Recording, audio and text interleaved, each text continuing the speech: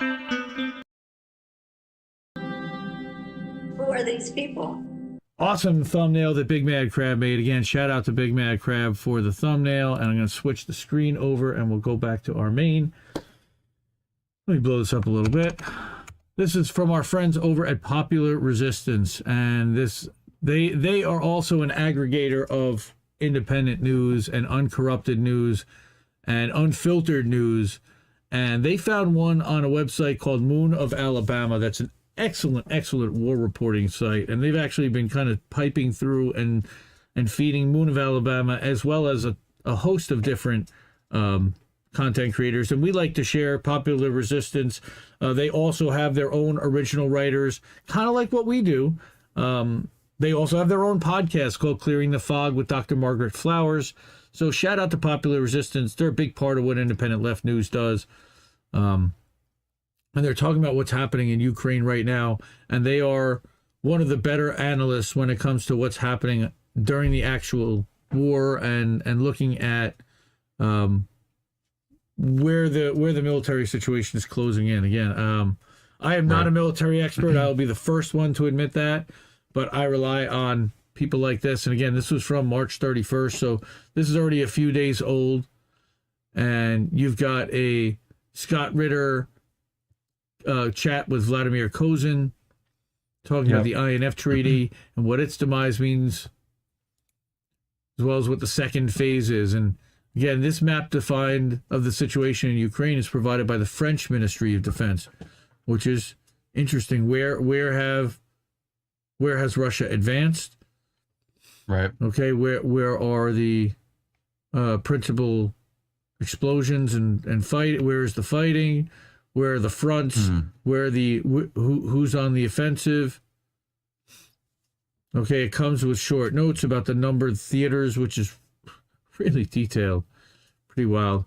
All right, and then Moon of Alabama provides their own analysis. And again, I don't know who these people are, but I've been reading their analysis, and it seems to be pretty damn spot on. Okay. That for example, the Russian military operation began with a rather small force of some 150,000 plus men against a larger Ukrainian force of some 400,000. The Russian force used maneuver warfare to fix the larger Ukrainian force into place. It attacked on a large front and threatened major population concentrations, i.e. cities. That's, again, some people would call that in different ways, targeting civilians. That's not cool. The Russian operation started with the destruction of the Ukrainian command and control network. Over the last 4 weeks, the Ukrainian Navy, its Air Force, its radars, and air defenses, and a huge number of its armored vehicles were destroyed. Again, where are you seeing this analysis in any kind of Western press? You're not. Right? Throughout the last week, fuel depots all over the Ukraine were attacked and destroyed overnight. Ukraine's large ammunition depots are gone. Military production and repair facilities have likewise been destroyed. The Ukraine is no longer able to move the large numbers of troops between the various fronts. Its army has lost its mobility. All right. So it's the beginning of the end for that. All right. So again, when people are saying that Russia is losing this war and that this is a waste, that's not the actual situation. They've committed half the troops that Ukraine has, and they've destroyed all the equipment so far. Look. We've been saying if they wanted to commit full force and take Kiev and take the entire country, they could have at any done point. That weeks ago, right? Yeah. Kind of reminds me in a situation of like the U.S. and Baghdad, where in a lot of ways, we could have gone in at any point and taken it out, but we didn't. And they've actually handled it better than we did, right? In some respects. Again, threats to Kiev, Odessa, large other Ukrainian cities have held significant numbers of Ukrainian troops in place, prevented reinforcements to move to the east. Therefore, there, units from Donetsk and Luhansk republics attacked the 60,000-strong main force of the Ukrainian army to keep it in place. So this allowed Russian forces from Crimea and the Russian border in the north to move into positions that will now enable them to envelop the east. So again, that's looking at what's happening here. So they're getting reinforcements to this area right over here. This is the Donbass region. This is Luhansk. This is Donetsk. This is Dobopilia, which apparently has now been overtaken. You've got Crimea down here. All right. Again, sadly, most Americans can't identify where this is on a map or any part of the Ukraine. But when you actually study this and you do your homework and you listen to different media Bucharest sources, is right there. There's Romania to the left. right? This is why Romanians sound like there was a whole thing up in Belarusia. You know, again, so got to know all this stuff if you're going to talk about this, and you have to at least know where they are on the map and about the pipeline that was going through Ukraine from Russia to Germany and why that was important. Not to mention those were all part of one country at one point. Well, they're all part of Russia. Well, no, they were all part of the USSR, which hasn't existed since 1991. Yes. Right? Russia is not the USSR. Russia is a capitalist oligarchy. And run similar to the United States in that way, only it's more authoritarian in some ways and fascist in other ways. They give health care to all their citizens. So what does that say? Okay. Shout out to Warren. How are you, buddy? Good to see you tonight. Thanks for having me on Extra Booyah on Thursday night. That was a lot of fun. We cut loose and talked about independent media and aggregation. So back to the story. Okay, again, there are some specific points of analysis, and I think these are really important, every one of them. And I hate to read through all the stuff in an article, but this is really important stuff. All right, the move east and west of Kiev was, as they've said for a while, a feint to fix mobile Ukrainian units around their capital city. The feint is no longer needed as the Ukrainian army has now lost its mobility. The Russian troops, around Kiev and Chernigov, will mostly be withdrawn probably up to Chernobyl, where a part of them may take defensive positions, while most of the units deployed around Kiev will be moved back to Belarus and Russia for new operations in eastern Ukraine. Okay, the next point, fighting around Kharkiv is ongoing. Ukrainian counterattacks on that front have failed, and the next phase of the war will see increased activities there. And that the move on west side of the Dnieper River, and I'm sorry if I butchered that. Okay, Dnieper, again, I don't know how to pronounce that, so I'm gonna butcher it. Towards the important industrial area of Kryvyi and onto Dnipro. Thanks. Has been relatively slow. See this on it. The move on the eastern side has been at the same speed. Note that the western and eastern parts of these fronts are at the same level. They're well coordinated, and the next phase will probably see more movement on the eastern side of the river. I mean, step by step, front by front analysis. Still a few pockets of Azov fighters in Mariupol, with main units encircled in vast Azov-style steelworks. Little food and ammunition, and the Chechen units of the Russian army and National Guard are working to dig them out. Russian forces that encircled and stored Mariupol are now freed up and will be moved to attack further north. So again, this is not boding well for Ukrainians, and this is what Aaron Mate and what Scott Ritter, I know, have been talking about. Has basically, you've served up the entire Ukrainian army as cannon fodder and some of the Ukrainian people, which is really sad and frustrating and unnecessary in a lot of ways. Especially when fuckers knew from the get-go that their things weren't going to get accepted. So when Russia's pretty much only request is to not join NATO. Did I moved it down? Okay. Then again, we have Ukrainian forces at Mykolaiv have attempted counterattacks in the direction of Kherson. These have also failed. So it doesn't add up to doing well. Russian command now decided to concentrate on enveloping the next front. Okay, these are the most heavy equipped, experienced units of the Ukrainian army. Since last fall, some 60,000 men have been arranged there for a full-fledged war. but also they're also preparing because the Russians had been building up their front to 150,000 men on that in that region, in that area, that they had to build up just to be for protective measures. So probably take a few days for the Russian forces to regroup and resupply for the next phase. I expect it to start around the end of this week. That's not but the writer here, Moon of Alabama. Again, this is really in-depth detail. Okay, the denazification of Ukraine has proven to be more difficult. The main fascist units of the Azov Regiment were caught up in Mariupol, where several thousand of them have been or will be eliminated. That's a nice way of saying killed. More fascist units at the Donetsk front will also be taken out, but during the 8 years since the U.S. managed anti-democratic coup in Kiev, the fascist ideology has deeply infiltrated all Ukrainian government structures. It's a hydra. All right, it'll be hard for Ukrainians to remove it, even as its failures become obvious.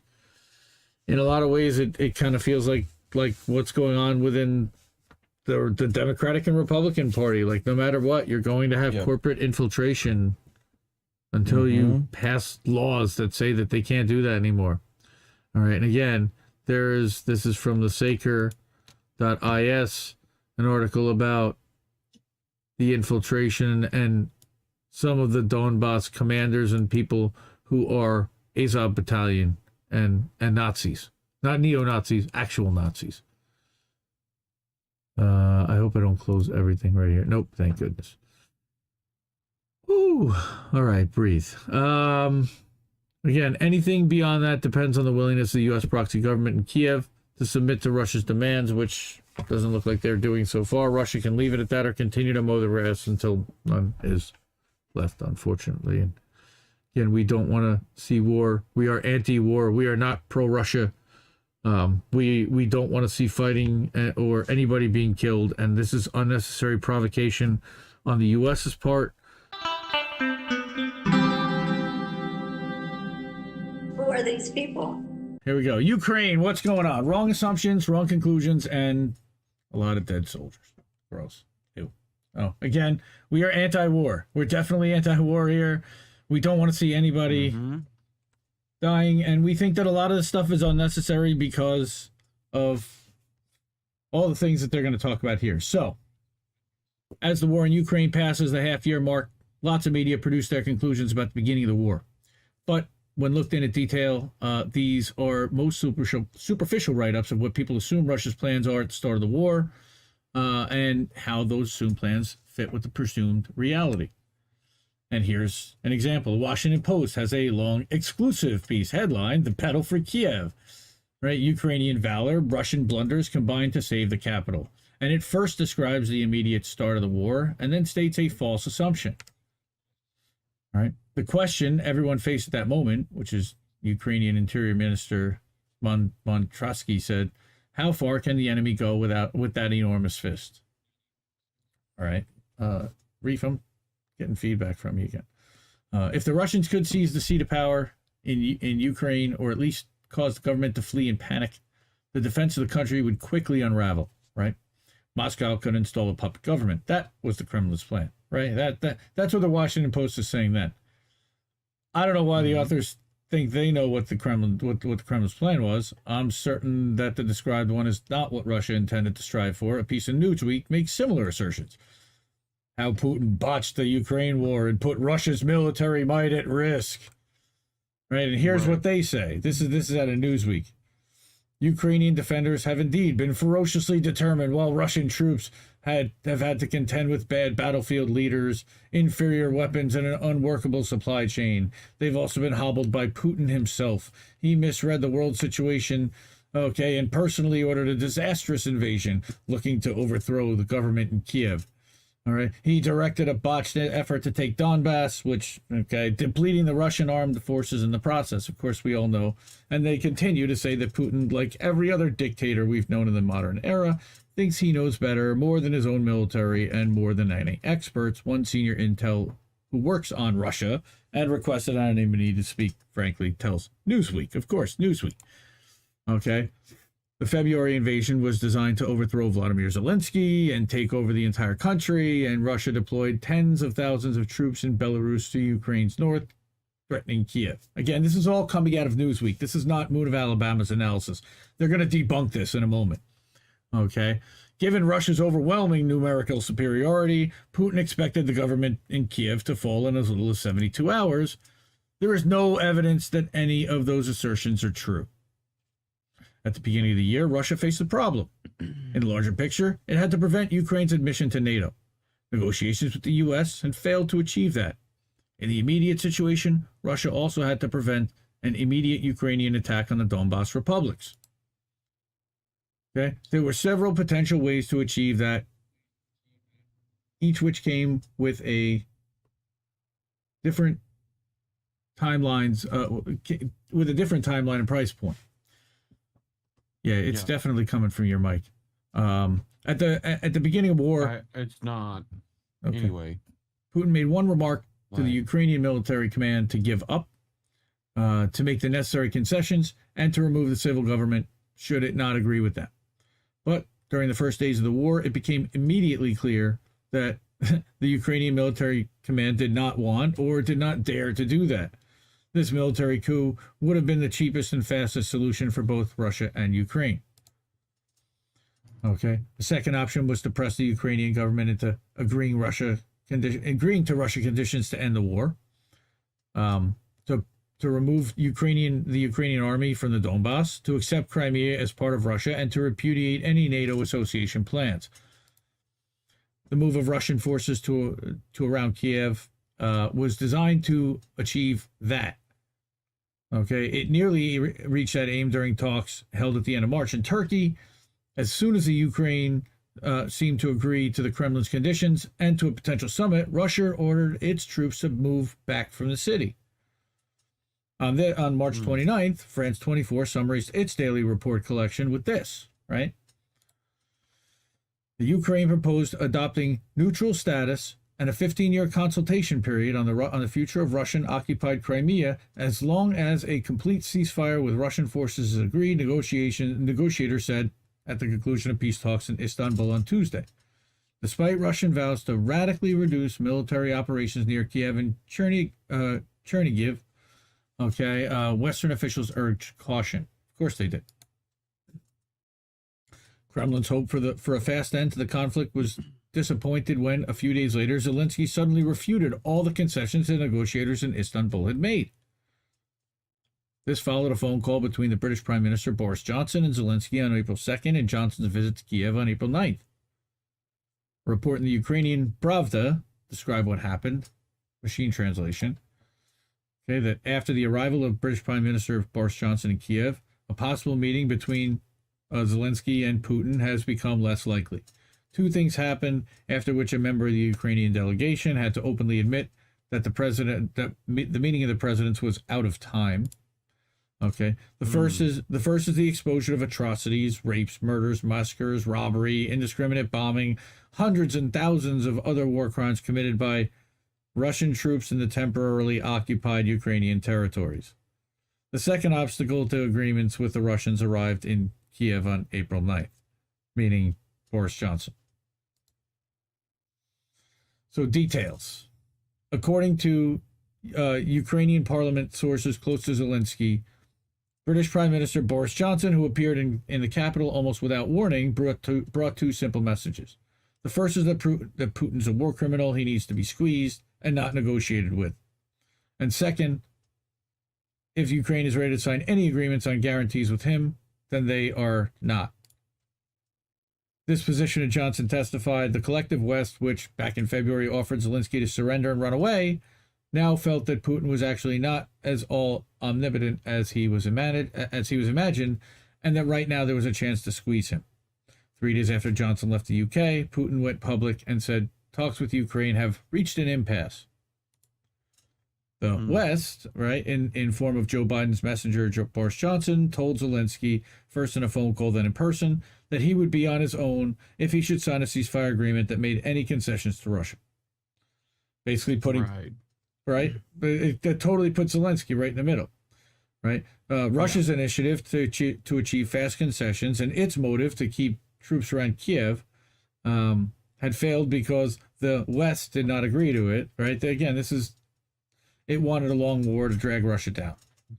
And that's probably true. All right, Zelensky accepted the Western pressure for a war down to the last Ukrainian and ended the negotiations by making new demands that Russia could never accept, right? Since then, Russia removed its troops from the vicinity of the big cities, Kiev, Chernihiv, Sumy, and Kharkiv. This to drag the Ukrainian troops away from the civilians in the cities into the countryside and to expose them to the massive artillery strikes that the Russians use along the front lines. Okay, they're trying to... Congratulations. You played yourself. That's right. Okay. There, the Ukrainian troops get demilitarized and denazified just as Putin had ordered. Right? Anyone who says that Russia is too slow and does not make progress along the front line misunderstands the situation. Russia is deliberately dragging the Ukrainian forces toward the rural front line to destroy them there without creating massive civil casualties. Well, that kind of makes sense, right? The Russian army has deliberately slowed down its advance to the special military operation in Ukraine in order to reduce civilian casualties. Russian Defense Minister Sergei Shoigu said at a meeting of defense chiefs from Shanghai Organization member states on Wednesday. So Shanghai Cooperation, that's got to be something with China, right? Quote, "We strictly comply with humanitarian law during the special operation. Attacks are carried out with high-precision weapons on the Ukrainian armed forces' military infrastructure facilities, including command points, airfields, depots, fortified areas, and defense industry sites. At the same time, every effort is being done to prevent civilian casualties. It certainly slows down the advance, but we do it consciously," Shoigu pointed out, right? Well, of course they're going to say that, but the following document is really original. If it's really original, this approach seems to be quite successful, because this is, here, someone leaked an official report of the Ukrainian Ministry of Defense about losses sustained. Again, there'll be a tweet here in a moment. Up to the 1st of July, according to the document, the losses of the Ukrainian military were over 76,000 dead, over 42,000 wounded, 7,200 captured, 2,800 missing, and another 1,600 non-combatant casualties, which, who knows? Wow. The total numbers look realistic to them. The number of dead is higher than their estimate, but the number of wounded seems to be low in relation to the dead. Yeah. Total numbers look realistic. Like it says, there may be several reasons for that. The evacuation of wounded soldiers from positions under artillery fire is extremely difficult, and Ukraine's military medical service is not exactly up to date. There's no helicopter evacs and no tracked medical transport vehicles that could take the wounded out. Right. A lot of wounded will thereby miss the golden hour and simply die before they can be brought into effective medical care. We can assume that the Ukrainian staff only counts the heavily wounded, and the people who get patched up and sent back to the front line are likely not included here. July 1st was in the 17th week of the war, and the total number of likely dead on the above list is 81,066. That makes for an average kill rate of 4,767 per week, or 681 Ukrainian soldiers per day. Again, cannon fodder. Why? As the first weeks of the war, again, there's some Nazis, but there's a lot of volunteer citizens that were forced into this. So, and again, we don't want to see anybody die for this, they're caught in the middle of a proxy war. As the first weeks of the war were not exceptionally bloody, the number of current dead per day is likely higher. 9 weeks have passed since the reference date of the above report. They've likely added another 42,000 dead to the list. These numbers are consistent with Russian military's daily clobber list, which reports several hundreds Ukrainian casualties per day due to airstrikes and well-targeted artillery. A recent New York Times piece about the costs of war also gives some numbers. So again, this is the commander of Ukraine's armed forces, through the New York Times, said Monday that about 9,000 Ukrainians had been killed at the front, This month, Pentagon officials assumed that 70,000 to 80,000 Russians had been killed or wounded. They put the number of deaths at 20,000. But wow. Those numbers are simply not believable, and here from the same piece is why. Analysts estimate that Russia's firing around 10,000 artillery shells a day, down from a peak of as much as 20,000 during the campaign to take Luhansk, and that Ukraine is firing several thousand artillery rounds a month. 10 to 20,000 rounds per day means some 450,000 rounds per month fired from the Russian side. The Ukrainian counterfire is down to several thousand artillery rounds per month. That is a ratio of 100 to 1. Now, I know we're also sending in weaponry, so does that count that? How the heck is that supposed to result in only 9,000 killed Ukrainians and 80,000 Russian casualties? It simply can't. Wow, I sound like William Shatner. Mm-hmm. The deliberately slow advance Shoigu describes as achieving the war aim of demilitarizing the Ukraine, while Russia's army takes a minimum of casualties. Yep. Most of the experienced younger officers, captains, and majors, and the senior sergeants that were the backbone of the Ukrainian army will, by now, likely be dead. Together with the high material losses and high troop casualties, the Ukrainian army has taken this will make it less and less capable of any organized maneuver or resistance. All that's left is Ukrainian cannon fodder, which Russian artillery eats up with enormous ferocity. It's sad that it's come to this. 6 months. Automod held somebody's comment for review. Wow, look at that. Yeah, this is it's a hard story to get through. But we got to take our medicine a little bit. We got 4 not so great stories, but these are really, really big ones. And I know a lot of people talk about what's happening in Ukraine. I don't really see too many people referencing one of Alabama, but I think they're one of the best sources there is. I read them pretty consistently. There's a few, of course, people who are in country, people like Eva Bartlett, people like George. I'm blanking out on his last name. He interviewed with Torah. You did that stream, right, Reef? Sure. I can't think of his last name. Sorry. Of course, you know, people. Who was it? What? Who was it? George. Oh. That Torah interviewed. I can't think of his last name. Eliason. George Eliason. Yeah. That's who it was. Sorry. Thank you. Who are these people?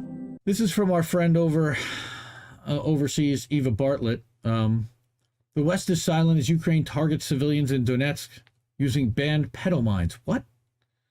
How is this possible? So this was actually published. She publishes on RT, but she also put it on her own in Gaza and beyond. And she's showing here, these are what these petal mines look like. And I'll show you a couple more. She's got a couple more pictures in here as well. And she writes an article about that on Saturday, July 30th, just after 9 p.m. Thunderous explosions rocked central Donetsk shortly after there were announcements that air defense had shot down Ukrainian-fired missiles containing petal mines. That, given that over 300 of these explosives are packed into each of the Ukrainian-fired rockets, central Donetsk could literally become a minefield if they successfully landed. And social media telegram warnings urged residents to stay inside, wait for emergency services to clear the streets, which they began doing throughout the night. But come daylight, untold numbers of these tiny devices still remain. More warnings were issued to stay at home, better to be late for work than lose a leg. Residents that absolutely have to go out are advised to keep their eyes down, watch where they step, avoid grassy areas, and walk extremely carefully. Wow.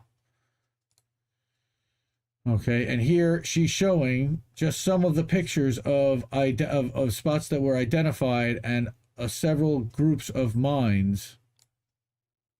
While Ukraine has been using these mines on Donbass for many months, in recent days they've intensely bombarded neighborhoods with them. Initially targeted with the hard-hit districts of Kievsky in the north, Kirovsky in the southwest, and Kubishevsky in the west. I'm butchering that probably, but I'm gonna go with it. But as of Saturday night, Ukraine hammered central Donetsk with them too. Happy birthday, Anthony, by the way. And now walking in the city center is a nightmare, one that Eva herself has personally had to endure. How widespread these mines are in central streets and walkways, near apartments, in parks. I know Lip talked about seeing them too. Yep. All right, and I think George also Eliason also talked about that. Mm-hmm. All right, so yep. As it turns out, the petals are not only widespread, but also often very difficult to spot, even if warning signs have been placed right next to them.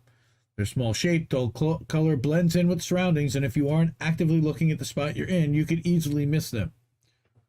When walking, you learn to avoid any objects that could be covering a mine and tread only on bare streets or sidewalks, which is sad. The first bunch of mines that she saw were circled in chalk, warning sign placed in front of to keep cars from driving over them, people stepping from stepping on them. All right, this was on a central Donetsk street, a residential area with shops and a park nearby. Why weren't they cleared? The entire area was littered with the petals. DPR sappers worked methodically, clearing area by area, but given that hundreds of the mines were dropped all over the city, this is painstaking work. Yeah, they need like explosives crews. So this was again on August 1st, uploaded these videos in two parts of what the soldiers are doing in clearing the area of the Petal mines. Near some apartment blocks, numerous mines have been found, and warning signs had been put out. Danger, mines, and it said that by the tiny explosives circled with chalk or a tire or whatever was available to draw the eye to its presence. But on many occasions, looking at the area designated as containing a mine, it took me a good while to actually see it. Now imagine if there were no signs at all, a bloodbath for civilians and animals too, since it doesn't take significant weight to set them off. So what is a petal mine? Well, it's around the size of an average cigarette lighter. The petals are tiny but still very powerful. A clip shared on Telegram illustrates this. A DPR soldier chucks a tire at one of the mines and the tire is flung high in the air from the blast. It doesn't take a powerful imagination to estimate what would happen if a person stepped foot on one of them. The explosives are placed via remote delivery methods, meaning they can be spread by mortar, missile, or artillery dropped by helicopters and planes. That's literally how big they are. Yep. Okay. According to DPR Emergency Services, Ukraine is using Hurricane MLRS-fired rockets to spread the mines. Each contains 12 cluster munitions. Each cluster has 26 mines inside, so each bomb has 312 mines. The cluster explodes in the air, disseminating them widely, scattering them in different directions. Their butterfly-like design enables them to glide and land without exploding, usually. Then they lie in wait for someone with bad luck to step on.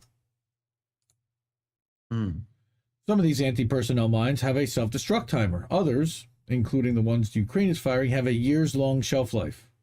They do pretty much no damage to military vehicles, and therefore their use in Donbass is insidious, deliberately targeting civilians to leave them maimed. On July 30th, in a densely inhabited working-class district of western Donetsk, in a field with garden plots for nearby apartment residents, Eva herself saw the same nefarious mines. Originally scattered, they had been collected and awaited destruction by DPR emergency services. In the large courtyard of an apartment complex, she watched from a safe distance as emergency services timer detonated 8 mines they had found around the grounds. The day prior, they had destroyed 26. Another 150 were located and destroyed using a radio-controlled minesweeper. But there remains much to be done to restore the streets and courtyards to safety. So since the mines were scattered on Saturday evening and the DPR representative office at the JCCC has created an interactive map showing the areas most contaminated by the mines, giving residents a general warning of which areas to avoid while walking or driving in. While some cars have been lucky enough to only have a tire blown out, were the mine to detonate near the gas tank, the entire vehicle could explode. Of course. Yeah. Multiple civilians have been killed by these mines since they were scattered over Donetsk, and even now, wounded civilians are still coming to the city's hospitals. According to Vadim Onoprienko, the deputy director of a trauma surgery center, 10 amputations have been performed over the last week. Victims of Saturday's mines and ones that have been dropped earlier, one of whom was an 83-year-old man. Jesus. Now, who's doing this? Well, unfortunately, all evidence, according to Eva here, points to Ukraine. So pro-Ukrainian commentators are unsurprisingly blaming Russia. Journalists claiming to care about civilians are perpetuating Ukrainian propaganda, saying that Moscow's forces are scattering the mines over civilian areas. Never mind the fact that these territories are controlled by Russia's allies, so why would they? Among them is the would-be war hero Malcolm Nance, who temporarily abandoned his job as a notoriously anti-Russian MSNBC analyst to apparently actually fight the Russians in Ukraine. Oh, God. G.I. Bro, if I remember correctly, is our brother Daryl at INN, Black in the Empire, called him. Okay, so here's butterfly mines. These toy-colored mines are designed to maim you by popping off toes or a foot. This is another war crime, right? He's lying. Oh, Malcolm just... yes, of course he is. Right, it's Ukraine dropping them. And orcs? Come on, Nance, at least pretend to be a decent human. Right, orcs. Okay, this is the kind of projection that she's seen ad nauseum when reporting from Syria and dealing with Western propaganda there. Okay, Ukrainian nationalists openly admit that they do not see the Donbass people as human and encourage their murder. Ukraine has been killing and maiming citizens in the Donetsk and Lugansk People's Republic for over 8 years, including firing cluster munitions into the heart of cities, targeting hospitals, markets, schools, busy streets. Given all this scattering butterfly mines over Donetsk, it's hardly surprising. It's criminal, but not surprising. So one argument used by pro-Ukrainian commentators is that Kiev has been destroying these mines under the Anti-Personnel Mine Ban Convention, which it signed in 1999. However, out of the 6 million such mines they initially declared in its possession, only 2 million have reportedly been destroyed as of 2018. So... So here again is this Nina, a blue check. The EU and NATO were helping Ukraine destroy its Petal mine stockpiles as part of EU. Look how well that went with Donbass suffering from these for 8 years. And again, right there, they're talking about that, right? But then, how are they getting there? Russia's not making these Petal mines. They're not appearing from anywhere else. So Ukraine has good reason to believe that it will not be held accountable for using them against civilians, given its Western backers and their allies' penchant for using prohibited weapons on civilians without repercussions, including Agent Orange in Vietnam, depleted uranium in Iraq and Syria, and white phosphorus and dart bombs in Gaza. White phosphorus. Oh, the dart bombs were fucking... Anyway. Yep. And the fact that Western media turns a blind eye is also a boon to Kiev. Right? So this is one of the Telegram channels that Eva had shared from that post. And actually, I zoomed in. It blends in so much to the grass. Like, I had to zoom in, and I couldn't even see it when I zoomed in. I was like, wait, I'm guessing that shadow is it? I mean, it's now, it's interesting because on stream that I'm seeing it on OBS, it actually does look, you can kind of see it stand out in that circle right there. And that's funny. That black thing is actually a tree, but because I'm on against a green screen, it looks black. That's funny. Yeah. So again, I just wanted to showcase Eva's work. Please support Eva Bartlett. And I thought I had a graphic about Eva. She is an incredible writer. She's written for RT at Eva K Bartlett. EVAK Bartlett is her handle. I'll get some stuff together, and it's going to be all in the descriptions afterwards for sure. Welcome everybody to the chat. That was our first story talking about Ukraine Petal mines, and again, I want to shout out independent journalist Eva Bartlett, who is on Ukraine kill list. She is reporting from the Donbass right now. Ukraine is targeting her, and we are, hoping that she stays safe. Appreciate the work that she does and the effort and the commitment that she's got to bringing the story and telling the truth from on the ground and countering what the NATO narrative is, because otherwise, who's going to do that? Who's going to give you the truth from on the ground and in country that's English speaking, that we know has reported on these things in the framing that's anti-corporate, that's looking at it from an anti-corruption perspective, and that's got the receipts and it's done the work, and she's got the chops and the history. Who are these people? Woo! Okay, I guess this is probably what everybody's coming here for. I'm a big fan of Whitney Webb. Whitney Webb's got a book coming out next month, all about Les Wexner and his grooming of Jeffrey Epstein and others, and his role in the global trafficking network and everything else. So this week, Whitney actually published an article on Unlimited Hangout, which is long.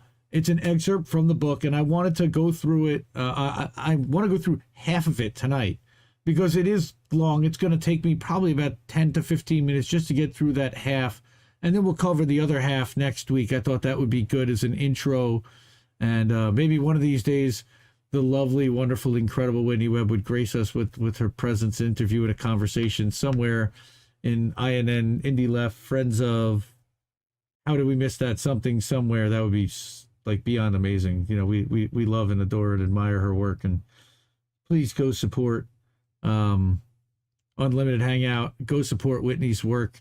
She is an independent journalist, and we're going to talk a little bit about who she is and her background and connections. Yes, she did get on Slow News Day. Yes, yes, that's her favorite show to go on. So I'm not going to try to compete with Scuba Steve and Slow News Day, but if she ever wanted to come on and grace us and give us that honor, I'd love it, and she's great. So anyway, this excerpt from her upcoming book, Whitney is going to examine the Les Wexner Foundation origins and the ties of Leslie Wexner's philanthropy and Jeffrey Epstein's to Harvard, as well as the now infamous Young Global Leaders program at the World Economic Forum. And all the Harvard and Young Global Leaders stuff happens in the second half. What we're going to cover tonight is all the setup to understand the background behind how they get to Harvard and the Young Leaders program. I call Whitney the encyclopedia. She is the dot connector.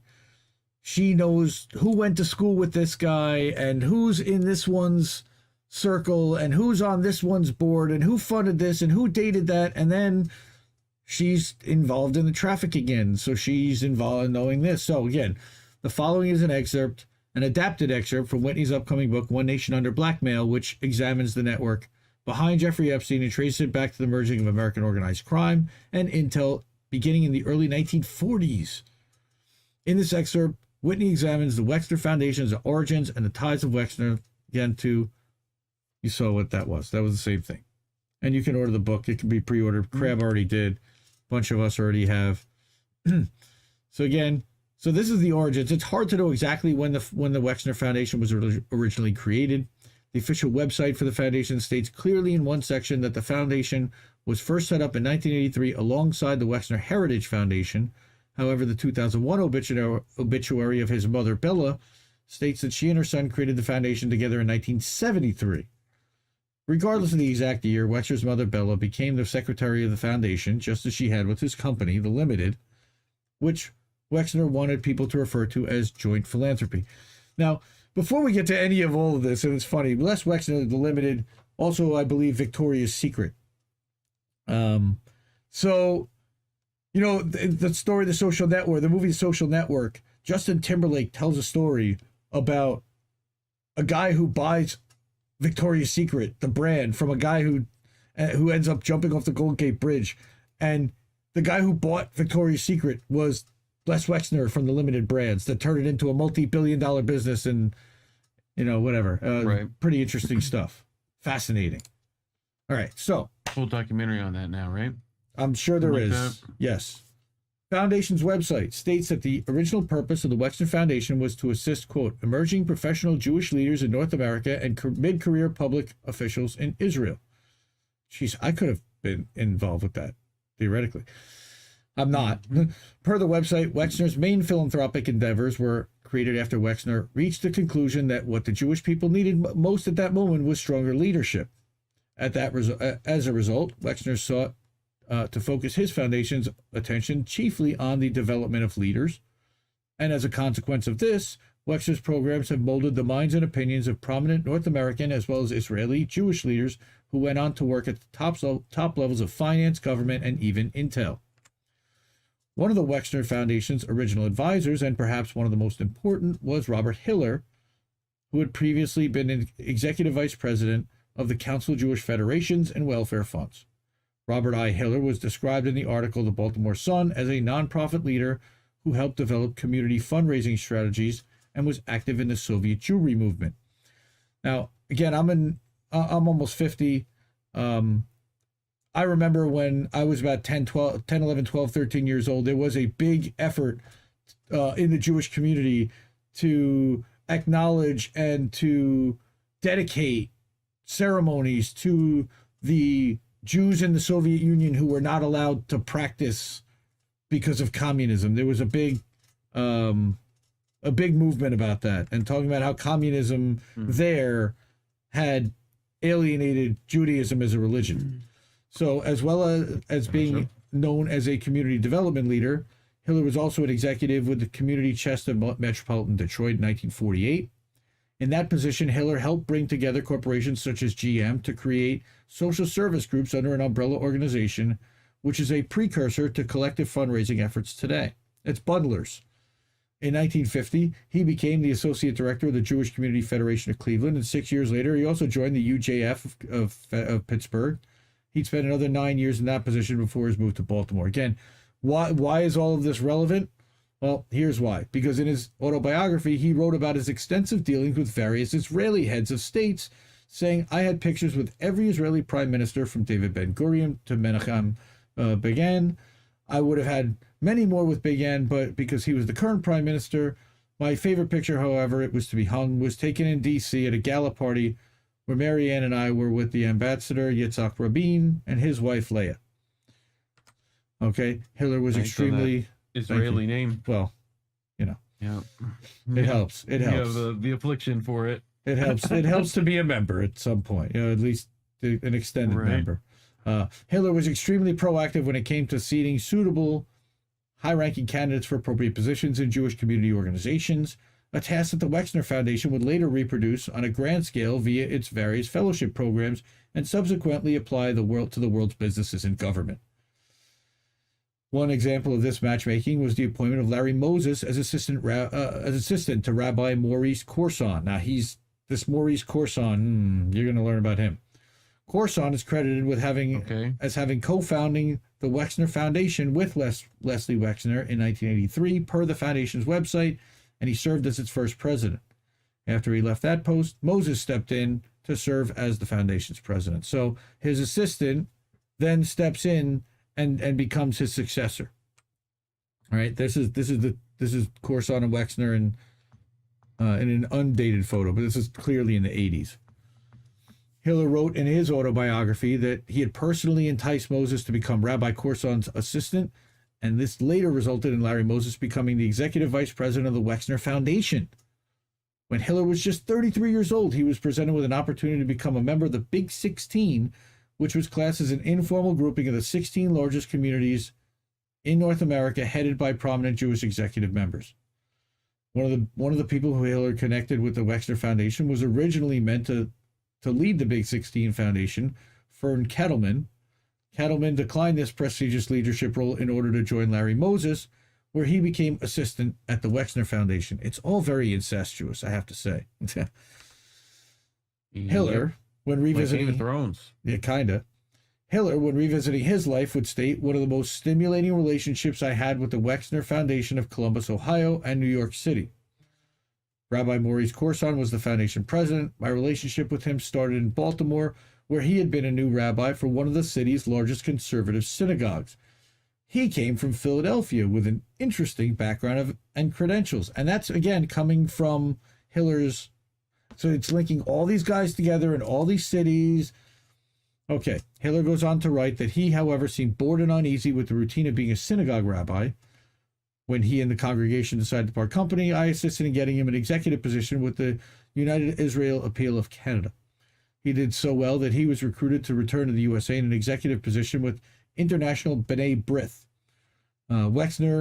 Leslie Wexner met him through his work with B'nai B'rith, and when Les began to put together a formal foundation, he engaged Rabbi Corson as the chief executive.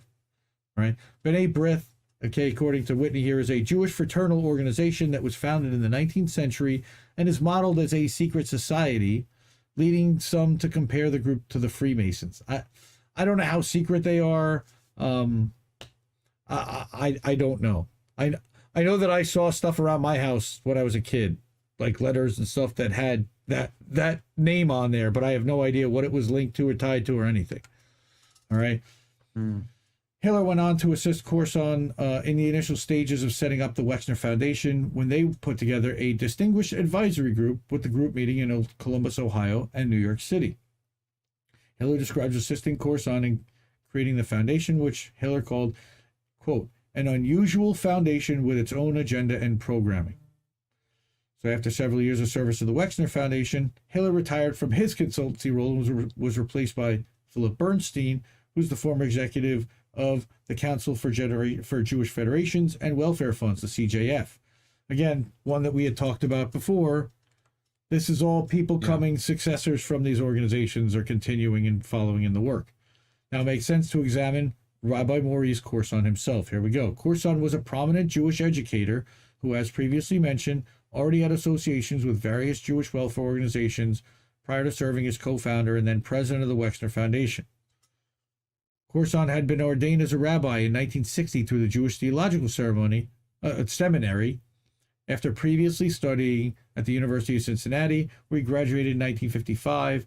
By 1964, he'd become president of the Religious Education Society in Seattle, and he remained in that position for another 2 years until 1966. Over the following decade, he began working for the Zionist Organization America in Atlantic City. Shortly thereafter, became senior rabbi at the Chizuk Amuna congregation. I don't even know where that is, a position he held from 76 to 79. So he keeps bouncing around. At this time, around this time, he helped Corson. Hiller helped him get an executive position with United Israel Appeal of Canada, where he went on to work for only a year, again, before joining B'nai B'rith. So he's bouncing from organization to organization. He's one of their rising stars. He keeps getting brought up the chain. Once recruited into serving a leadership role within the influential secret society, again, I don't know how secret they are, but Corson worked as director of development for B'nai B'rith International, based in New York City between 1980 until 1985. So he now parks for 5 years. He'd been bouncing all over the place. All right.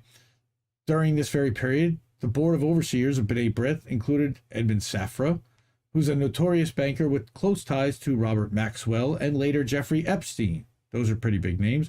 Edgar Bronfman, he's scion of the family behind the Seagrams, whose fortunes have long been tied to organized crime. And Max Fisher, who's a Detroit businessman who launched the Jewish Agency, worked as a private diplomat on Israel matters, and later served as a mentor to Leslie Wexner. I believe, and I think it's going to talk about Max Fisher in a minute, I think he was involved also with that Charlie Wilson's war stuff in the 1980s. Yeah. As noted previously, while Corson was at B'nai B'rith, he first met Leslie Wexner, who persuaded him to co-found the Wexner Foundation, per the version of events on the Foundation's website. Again, all this background is going to matter when you read the book. So you know who the players are and how they got to where they got to and how Wexner acquired the kind of power to be able to build a network and influence that he did, but do it behind the shadows. Although he'd been recruited by Wexner and subsequently left the B'nai B'rith organization, Corson became a member of the executive committee of B'nai B'rith Hillel Commission in Washington in 1987. Again, bringing him back. You know, just when I thought I was out, they bring me back in. You know, another key son of a bitch. Another key figure who's important to mention is the co-founder of the Wexner Heritage Foundation, Rabbi Herbert Friedman. Depending on which part of the Wexner Foundation site you visit, that foundation is listed as having been founded in either, again, 1983 or 1985. However, Friedman's clearly listed as the co-founder of the foundation and has having served as its president for a decade. Okay. The Wexner Heritage Foundation, per its website, was created, quote, to strengthen volunteer leaders in the North American Jewish community. Similar to prior other organizations, it spawned the Wexner Heritage Program, which provides young North American Jewish volunteer leaders with a 2-year intensive Jewish learning program, deepening their understanding of Jewish history, values, and texts, enriching their leadership skills. This all sounds actually decent. It's education and historical, except that we all know otherwise. Friedman was a U.S. Army chaplain during World War II and also served as, quote, an advisor to Jewish affairs during General Lucius de Clay, the commander of American occupation forces in Germany. He was later personally recruited by David Ben-Gurion, who went on to serve as Israel's first prime minister, to join the paramilitary group, the Haganah. The Haganah was the precursor to the Israeli military and was armed in large part by organized crime-linked networks. Per the New York Times, as a member of the Haganah, Rabbi Friedman participated in Aliyah Bet, the illegal transport of European Jews to Palestine. From 1954 to 1971, Friedman was the chief executive of the United Jewish Appeal, and in that role raised more than $3 billion to support the fledgling state of Israel. During this period, UJA was intimately involved in relaunching the relaunching of the Jewish Agency by Wexner's mentor Max Fisher in 1970, as we said. Fisher was also intimately involved with the related United Israel Appeal. Throughout the 1980s, Wexner was one of the largest individual contributors to the United Jewish Appeal in America. And after creating the Wexner Heritage Foundation with Friedman, he became UJA's vice chairman. Again, incestuous, all out sitting on each other's boards and influencing each other's organizations. While Wexner was serving in these capacities, he was also engaged in closed-door meetings with the highest levels of Israeli leadership, not just about quote-unquote philanthropy, but also about his business interests. One specific meeting saw him meet with top Israeli government officials about Chinese and Israeli interests, working with his company, The Limited, to establish factories in the occupied Golan Heights. Notably, the Wexner Foundation has direct controversial ties to at least one former Israeli head of state, Ehud Barak, who was intimately involved with Jeffrey Epstein and an alleged participant in his sex trafficking operation.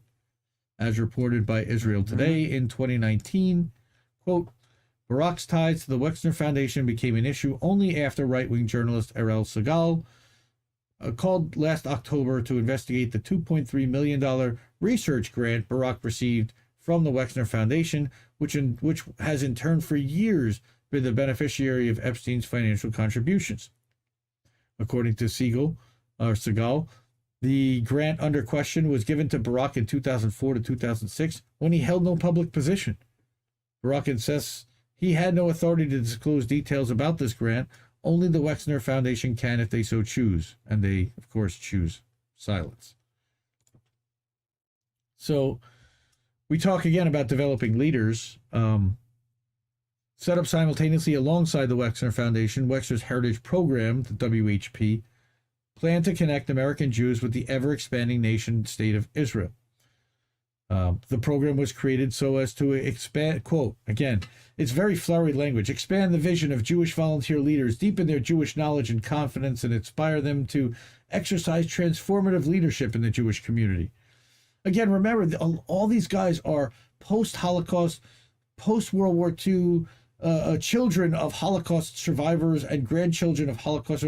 They have been traumatized by their families, okay, and propagandized as well to a point. We all have been in this community. Foundation defines program as, quote, essentially a Jewish learning and leadership development program for volunteer leaders in North America, right? There have been to date around 2,000, quote-unquote, leaders who have taken part in this program. The WHP is a vehicle for standardizing a certain perspective on the history of Israel, as well as Judaic texts.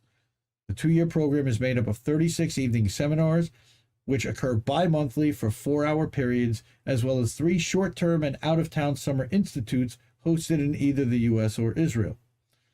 Each of these summer institutes are between 5 and 7 days long and take place throughout the program. So these guys make a serious commitment to this. Yeah. As with other well-founded leadership programs, such as the World Economic Forum's Young Global Leader Program, the Wexner Heritage Program targets a very specific age group, aiming at professionals who are generally between the ages of 30 and 45 years old. Some of the most important criteria required of program participants include a showing of demonstrated commitment to Judaism, the Jewish community, and or Israel, and a track record of leadership in Jewish communal life. So, the Wexner Foundation website claims that the 2,300 alumni of the Wexner Heritage Program are top lay leaders at the local, national, and international level. In the 35 cities where we've convened WHP cohorts, virtually every Jewish communal organization continues to be supported by our alumni. They become presidents or chairs of synagogues, federations, JCCs, Hillels, day schools, camps, and more. They're often founders or chairs of allocations or annual campaigns. They serve on the boards of JFNA, 70 Faces Media, the Foundation for the Jewish Camp, International Hillel, APAC, and J Street. We know them very well. The Shalom Hartman Institute, Pardes, Hardor, and every U.S. rabbinical seminary, the Jewish Education Project, Prisma, the JDC, and so many more. Like, everything at the top. Basically, if you're going to get involved at any kind of high level, these guys are going to have their claws into you at some point. Okay, it's worth noting that, and I don't want to use the word clause because that's, again, got all kinds of references. Again, I am a member of the Jewish community. I am not demonizing these people, but what they're doing is definitely not on the up and up. It's worth noting that of these aforementioned groups, the Wexner Foundation, and especially the Wexner Heritage Program, enjoys a particularly close ties to APAC. For instance, Elliot Brandt, APAC's National Managing Director, is an alumnus of the Wexner Heritage Program, and in a 2018 speech at that year's APAC Policy Conference, Brandt noted that most of the APAC National Board consists of Wexner Heritage alumni, not to mention its regional chairs and some of its most committed donors as well. The word infiltration keeps coming to mind. And there is Elliot Brandt and the wonderful Alan Dershowitz at the 2017 APAC Policy Conference. Wexner's close ties to APAC on a different tone took a take on a different tone when one considers not only his close association with the Israeli intelligence-connected Jeffrey Epstein, but also the fact that APAC itself has had long-standing and controversial ties to Israeli intel.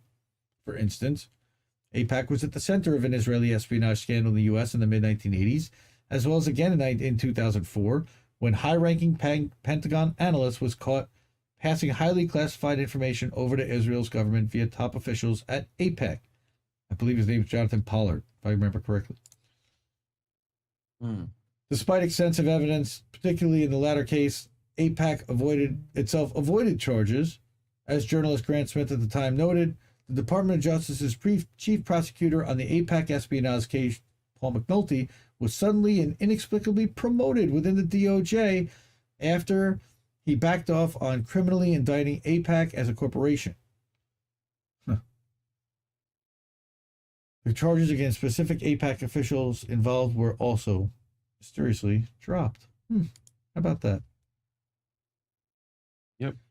Right? In the years after the Wexner Heritage Program was launched, other similar efforts followed. In 1987, the Wexner Foundation announced it would begin channeling the $3 to $4 million in grants for the first year of a program that dedicated to the enhancement and improvement of professional leadership in the North American Jewish community. Per the Jewish Telegraphic Agency, Wexner said, quote, Wexner said in an advisory group drawn from among Jewish academicians and and communal professionals recommended that attention be focused on three critical groups: rabbis, communal professionals, and educators. These efforts would result in the formal creation of the Wexner Graduate Fellowship in 1988. This guy, he just keeps creating all kinds of orgs. Chairmanship of the Wexner Fellowship Committee was given to Professor Henry Rosofsky. And again, we're going to get into the next half of it and where all of this goes. next week. But Gear is saying it's not infiltration if everyone is in the club, it's a gang. Well, that's another way to look at it, but it's not necessarily. They were handpicked, selected, groomed, and usually brought into it well before they had any idea what they were getting involved with. Which one does Mel Brooks play in our movie adaptation is the question. Oh boy.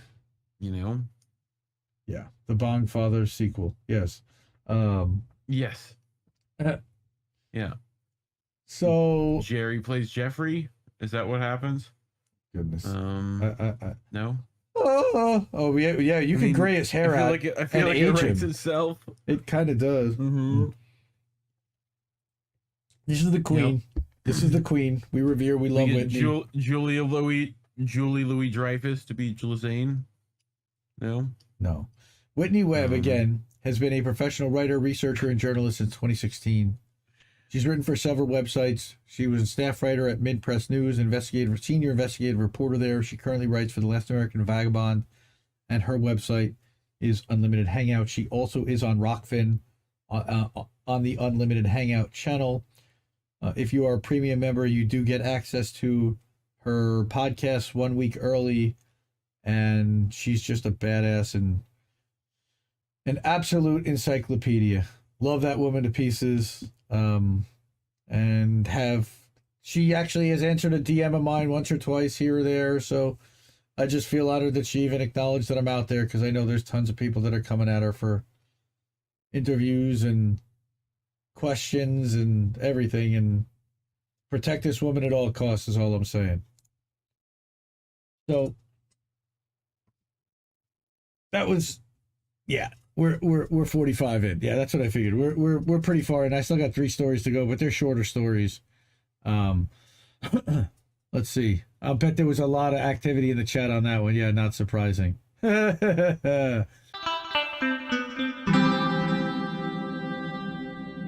these people? Do you know where your children are? I'm getting a little giddy and a little nervous, but I'm here, and this is Indy, and hi everybody. Okay. He's reminding himself. I'm going to calm down for a second. And talking to the voices in his head. I have. All right. Wow. What? Very special introduction here. In addition to the Assange action that's happening on October 8th, I've been talking with people for a while, and we all kind of put our heads together, and people were saying that, hey, I noticed that there really are no awards to honor the people in independent media that are doing the kind of work that we do, that people that we follow in independent left news do on a daily basis. There's 1 or 2, but then there's definitely none for really like the streamers. So we decided to make one. So I want to introduce you to the Indie Media Awards. Yay! Yay! We should have a clapping a clapping track. I need to get that yay from Internet Historian. Yay. Yeah, you need to get like the sound clip. Okay, so we're gonna do a live stream, and we're gonna release this list on Friday night, October 7th, 2022. Normally, Reefer After Dark would start at 10 p.m. We're gonna start Reefer After Dark a little late Friday night. And in advance of the worldwide actions that are going to be starting a few hours from then, I believe they may have even have already started in Australia at that point, we're going to release the list and bios of the honorees for the Indie Media Awards. Now, the way that we're going to do this,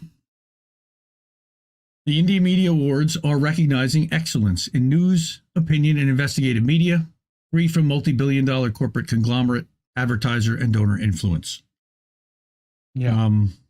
There's a website up right now with a countdown clock you can go to, indiemediaawards.com. We have a Twitter account. We have an Instagram account. They really don't have very much there yet. Now, I'm going to read the statement, and this statement will be on the homepage after it's published, but I wanted to kind of explain why, what, and how behind this. So, Independent Left News, in partnership with Comrade Misty Winston and Action for Assange, are proud and excited to announce and introduce the first annual Indie Media Awards. Independent journalism has always been incredibly important. In an age of mega-billion-dollar corporate influence news, the ability to understand a situation critically, while not being filtered through the lens of advertisers, donors, or corporate homogenization, is both rare and at a premium. Independent Left News recently celebrated its second anniversary as a daily aggregator website hub for independent news, analysis, and opinion, all free from corporate advertiser influence. We've closely followed and shared articles, podcasts, and videos from hundreds of independent outlets, freelance journalists, podcasts, and analysts, podcasters, and analysts over those 2 years. Out of those hundreds, there is absolutely a small group who have emerged as standouts, the quote-unquote best of the best. We're going to honor that group, where they often go unrecognized in a sea of media. They rarely get the big payout because that's not why they're doing what they do, but we can give at the very least a big thank you and some token of our appreciation. This is not to slight anyone, as there are dozens of others we could also have potentially chosen, but these are the people and organizations that have most frequently appeared in Independent Left News on a daily basis. What's up, Big Dave? Indy, our founder, that's me, hi, recently observed the lack of public recognition for the journalists, outlets, and streamers who take risks, question state and corporate narratives, for little more than the internal need and desire to seek and report what's actually happening through the mud of spin and lies. Honorees will be announced via live stream on the evening of October 7th, 2022, intentionally timed to coincide with worldwide action in support of Julian Assange.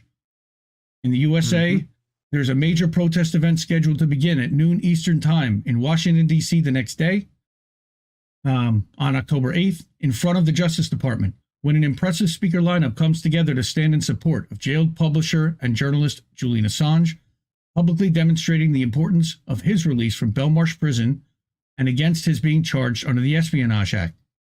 In London, activists, family, and protesters will form a human chain around Parliament in solidarity. The award will honor recipients in 3 categories: outlets, or 3 or more contributors, journalists, and streamers. All of the honorees of an Indie Media Award have openly lobbied for Julian Assange's freedom. Many have written some of the biggest stories exposing the decade-long persecution the United States government has undertaken against Assange. The primary reason for this persecution is retaliation for embarrassing the US and UK intel community at large and exposing US war crimes in Iraq and elsewhere, many of which have still never been accounted for, though their veracity has never been denied. WikiLeaks, the organization Assange founded, has never had to publish a retraction on anything it's published as long as it's been in existence. Please join us on October 7th at 10 p.m. Eastern on all of the Independent Left News channels on every platform as we go live for a special live stream event where we'll announce the honorees and talk about why they were selected. Follow us on Twitter at Indie Media Award for updates. We'll see you there. Again, check out the website. Yay! Yay! Here's our bong father. What? So, The bong. he made a quick appearance, a brief appearance. So before we do that, let me go and show you what the website looks like right now. Here you go. Thank you. Thank you for that. You're welcome. So it's a countdown clock with links to Independent Left News, Twitter and Instagram, and the login for me to be able to update the back end of the website. So I think you're going to be very happy with the list. I don't think there's going to be very many surprises. And again, I think this is a great way to honor the people that we follow every day that really get unrecognized too often. They really don't get the kind of recognition they need. And we're, okay. I got through it. I was super nervous. Nice. We've been planning this for over a month to announce it. Been a lot of work, labor love. Thank you so much to Big Mad Crab, to Misty Winston, to this guy sitting next to me, to a couple of other people who shall remain unnamed. But I appreciate everybody's help and input in putting all this together, and I'm so excited to be able to finally announce this. So tune in Friday night. We're gonna have a good time. And we're going to give out some awards. I would put up a picture of the awards, but they are personalized. So every single one has a name on them, and I don't even want to say who anyone that's getting an award is going to be.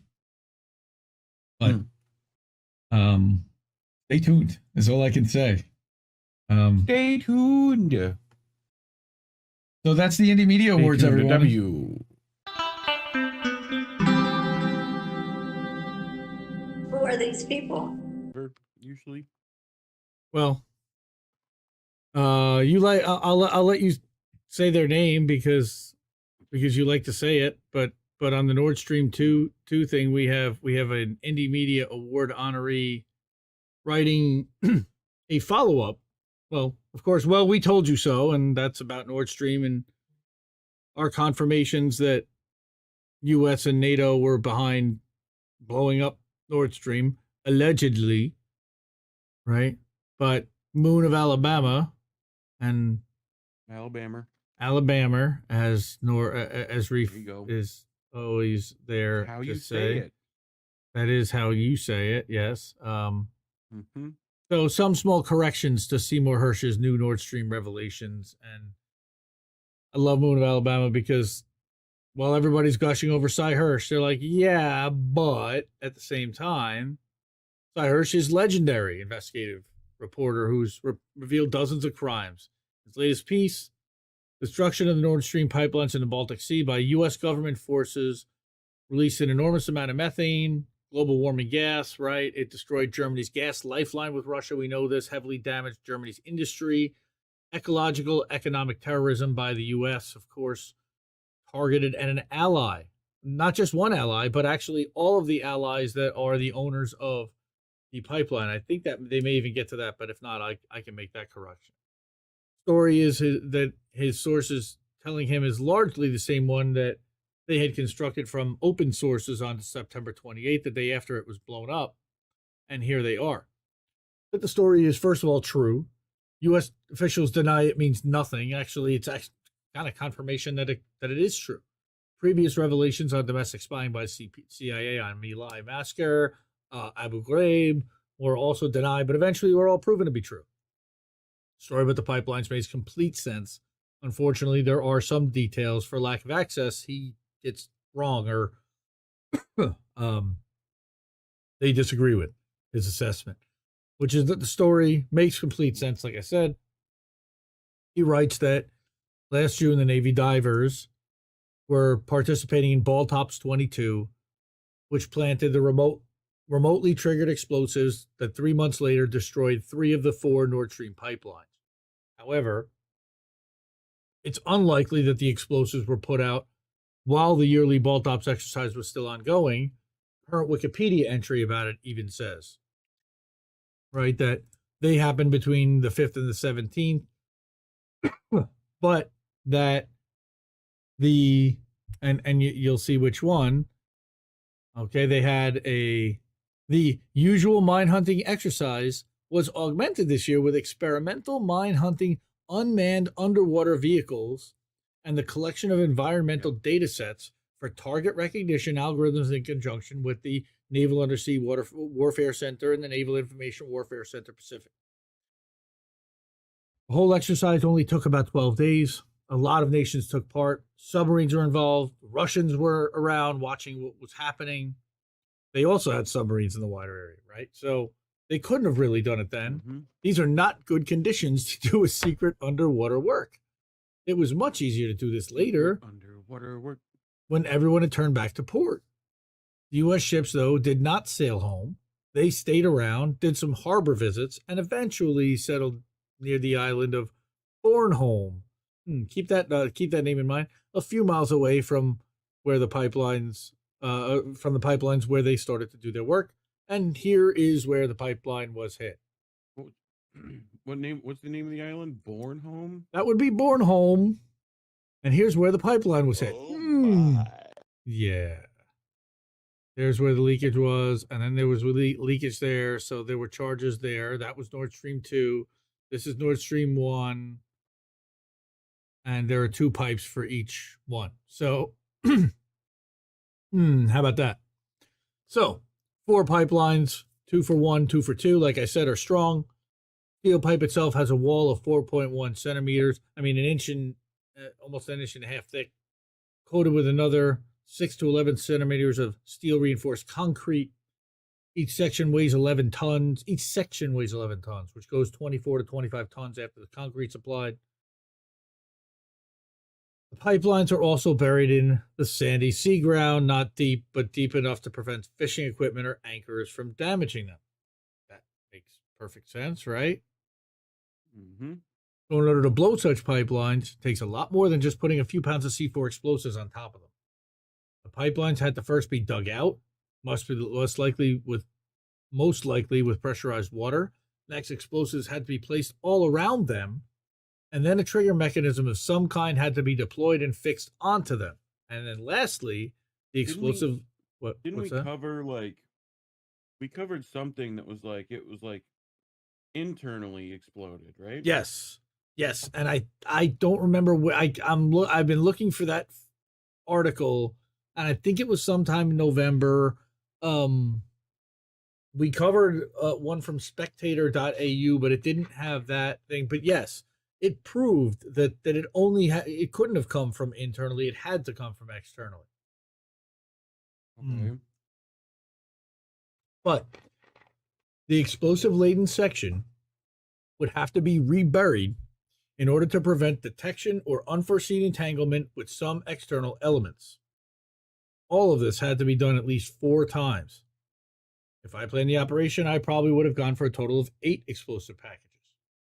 That's whole process takes time. Unmanned submarine-like vehicles were needed. Check this out. To carry, were needed to carry the hundreds of kilograms of explosives and equipment. Diving time at that depth is not unlimited, and there must have been a few crew changes. It probably took 3 or 4 weeks to fix this whole issue. Fix the whole issue, quote unquote. Right? When I wrote about the incident, I translated a German language report which Hersh likely had not found. And here's the original translation from back in September. Maybe this was even the article when we were talking about a Ukraine update and updating and blowing up the pipeline. Okay, which was that, again, this was in German, translated, that on Wednesday morning, the amphibious ship Kearsarge, and keep that name in mind, escorted by the landing ships Arlington and Gunston Hall, was en route towards west. Previously, the ships were part of U.S. units that took part in NATO maneuvers and called at numerous ports in Germany, Scandinavia, and the Baltic states. The Kearsarge, right, flagship of the association and the largest warship of the U.S. Navy, which was in action in the Baltic Sea in the last 30 years, has 40 helicopters and fighter planes, as well as more than 2,000 soldiers on board. The escort ships about 1,000. For the around 4,000 soldiers are heading back home on the East Coast after the U.S. After the 6-month deployment. I mean, it's a massive ship, is the point. So the Kearsarge was much longer in the Baltic than Hersh presumes. The explosives were put down sometime between the end of Baltops in June and September 22nd, which was the date that the Kearsarge passed Fehmarn to leave the Baltic Sea. They didn't leave until 6 days before the charges were set. Right? Okay. But here's the thing. Here's why Hersh errs when he later writes about that Washington had second thoughts and that the bombs would still be planted, but the White House worried that a 2-day window for their detonation would be too close to the end of the exercise.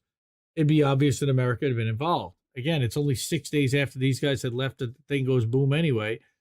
Instead, the White House had a new request. Could they come up with a way to blow the pipelines later on command? That was what Hersh came up with from Hersh's source. He said that window was not extended by months between the end of Baltops and the explosions, but by a mere few days between somewhat around September 20th, when Kearsarge went on its way back home, and the 27th, when the pipelines exploded. So it wasn't actually planted. They used that as the reason to bring the ship into the area, and then they left it there until 6 days before the thing went boom. Okay, the piece starts with this, and I don't remember that there was a sub-headline to do it or some sentences about the war in Ukraine, but now the piece reads that on Thursday morning, the 22nd, a fleet group from the U.S. Navy passed Fairmont. The USS Kearsarge's flagship was the biggest of the warships. So that was from some visible sighting within Germany. And the breakdown then was that Russian nuclear submarines and NATO units were in the Strait of Fairmont. Ships sail again in western direction. 40 helicopters and warplanes were on board. I don't know how they counted that, or they just know that that was the capacity. But what they said was that at the point, and this was again in German, translated into English by Moon of Alabama, quote, with the Russian war of aggression against Ukraine, which began in February, and of course we know, and with the change in security policy it caused with NATO entry requests by Finland and Sweden, the Baltic has become a concentration area for naval forces of Russia and NATO. This can be seen in the increasing number of warships that have passed the Strait of Fairmont Belt during the past few months. This counts for Russian nuclear submarines just as much for NATO units. On Thursday morning, a fleet group passed Fairmont. Then follows seemingly unchanged the two paragraphs I had translated previously. It is some weird editorializing to add the now leading new parts to the old small piece by a local newspaper nearly a month after it was already published. Who initiated that? That's pretty interesting. The new part does not make sense. Baltops is a yearly exercise. Baltops 22 was the 51st of its kind. That it was held had nothing to do with the war in Ukraine. Agreed, but I think that it was the excuse for bringing in the Kearsarge. Mm-hmm. So they say, as far as they can tell, there were no nuclear submarines from Russia stationed in the way too shallow in the Baltic Sea. The home harbors of Russia's nuclear fleets are Murmansk and the northern Kola Bay. Murmansk is super deep, right? And the Kola Bay for the Northern Atlantic Fleet.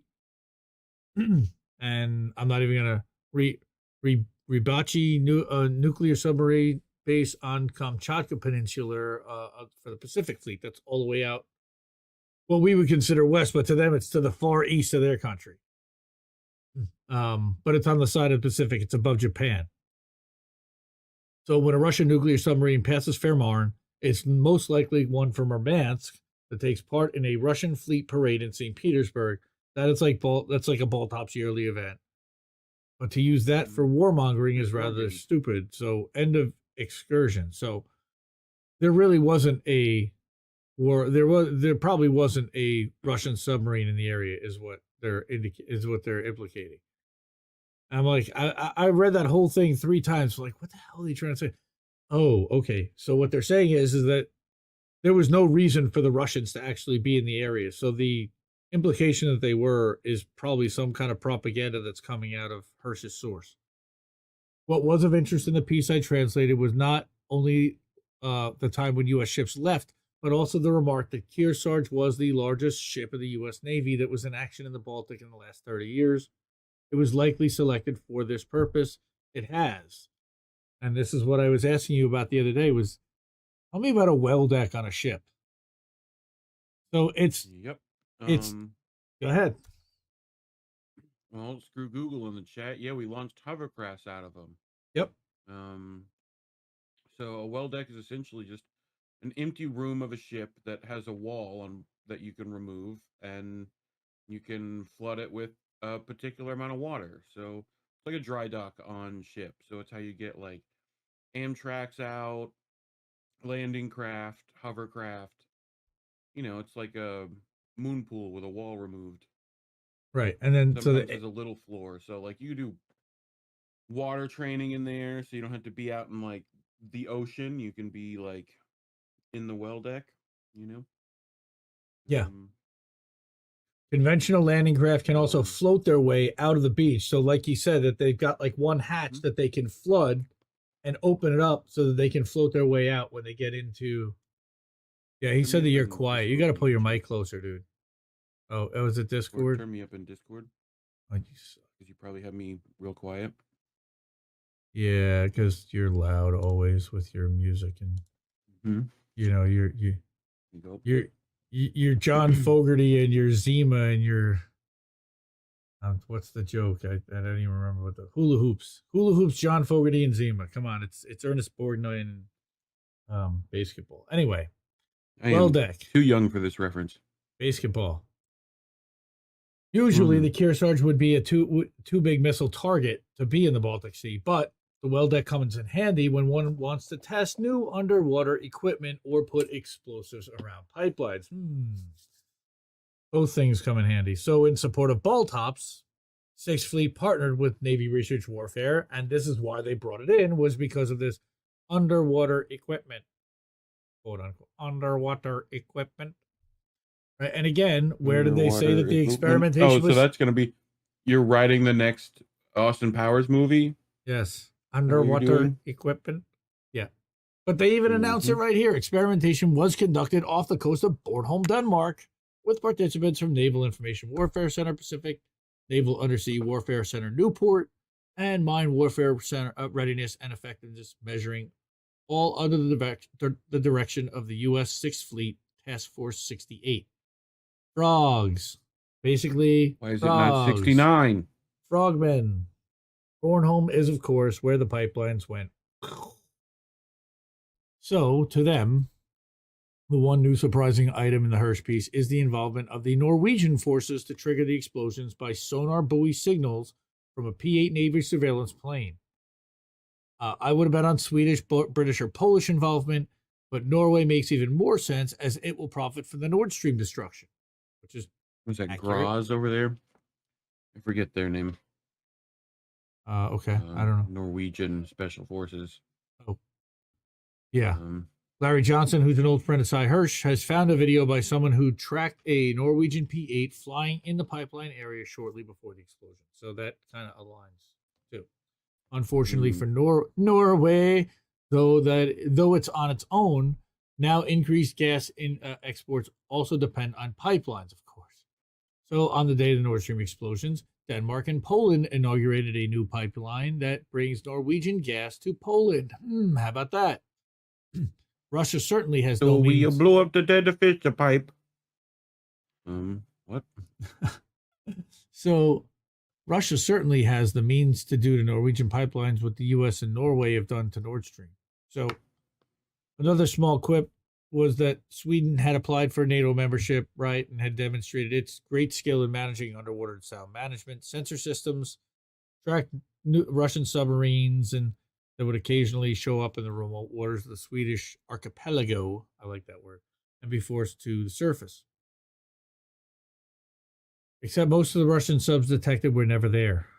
More than half of the many incidents, I love this, were unlikely violations, i.e. they never happened, or the great Swedish skill is to scare its own population with false alarms about alleged Russian submarines near its coast. Quote, in 1982, several of Sweden's subs, boats, and helicopters pursued one of these unidentified sources for a whole month only to come up empty-handed. And what was it? Farts. It turns out herring have a swim bladder. Yes. And this swim bladder is connected to the anal duct of the fish. Literally, it was herring farts. Holy shit. Yep. And it was the bubbles that were coming out of the herrings. In layman's terms, they let one rip. Herrings swim in gigantic schools that can reach several square kilometers up to 20 meters deep. When something near frightens them, say a hungry school of mackerel or a submarine on the lookout for Russian spies, that can generate a whole lot of gas. So to test this theory... Wait. We have the recording. You know this, right? Oh, come on. We found it. We heard them. Those Russian subs. It was now even farts are Russian subs. MSNBC's not reporting this. So to test his theory, Wahlberg bought a herring from store and applied pressure, and sure enough, it made up. So he took the footage to the Navy personnel, played it back to them, and it was a perfect match for the noise that they'd been hearing. Do you think they're going to get that same lady that did the Syrian backpack to smell these? So, yep, there's something there. Oh my god! And yeah, I smell chlorine in the air. So the good news was that Sweden wasn't under threat from Russia. The bad news was that it had spent 10 years deploying its military in pursuit of fish farts. Since it figured out what it was and wasn't fish farts, there have been 0 reports of hostile intruders in Swedish waters. So great Swedish skills indeed. Here comes Whitney, and Whitney throws haymakers, and Whitney, God bless her. Here comes Whitney. Here comes. Double Indie Media Award honoree Whitney Webb from the Unlimited Hangout, which is the outlet that she started. She also publishes for Indie Media Award honoree Thiel. So shout out to Thiel. We're going to show a little video with her on there. Well, we have a little video I'm not going to show, but give you a link to that too. But Whitney comes in with a haymaker on Michael and says, "Hey, Michael, I covered the CTI League in depth over 3 years ago, and he barely scratches the surface about why they're so sinister, and also seems to downplay about how it was chiefly created by an Israeli intel operative." Michael never mentions that. CTIL got into misinformation as a side gig. The bigger problem is that this spook parade has had access to the critical systems of major U.S. hospitals and critical infrastructure, including water systems in the U.S. for years. It was founded by a foreign spy. Which, to what foreign power? I bet I could guess. Well, we already said, but so there's the USS Liberty down below. Yeah, that same foreign spy co-currently works with an obvious intelligence front company that routinely blames major hacks on Iran and other adversaries of Israel and or the U.S. with little to no evidence, China as well. There's a much bigger story here than online censorship. Will Shellenberger go deeper? When Iran hacks U.S. hospitals, water systems, etc., and the war drums are beating, hope you all remember Netanyahu's positive reverberations speech on Iraq, the USS Liberty, WikiLeaks publication of Vault 7, free Julian Assange, how neocons have wanted war with Iran for decades, and CTI League, etc., etc., etc. We're not worthy. We're not worthy. Like, I like it better than anything else. Yeah. Whitney is just amazing. And so our friend, the MCG Wire, posted that Whitney went on with Ryan Christian from TLAV to cover this article from 3 years ago. And this is about a 4-minute clip. It was only 3 minutes. Well, I actually have her article up. Or I had her article up. What happened? Now it's gone. Here it is. Here's the Unlimited Hangout article. So, meet the IDF linked cybersecurity group protecting U.S. hospitals pro bono. And this was the other thing that Michael never covered. How did they get in with everybody? How did they get in with everybody's health data? Because they did it for free. So people in the government never questioned because, well, we're getting a fucking bargain here, boys. Of course. Bro, it's free. It's free labor. It's free.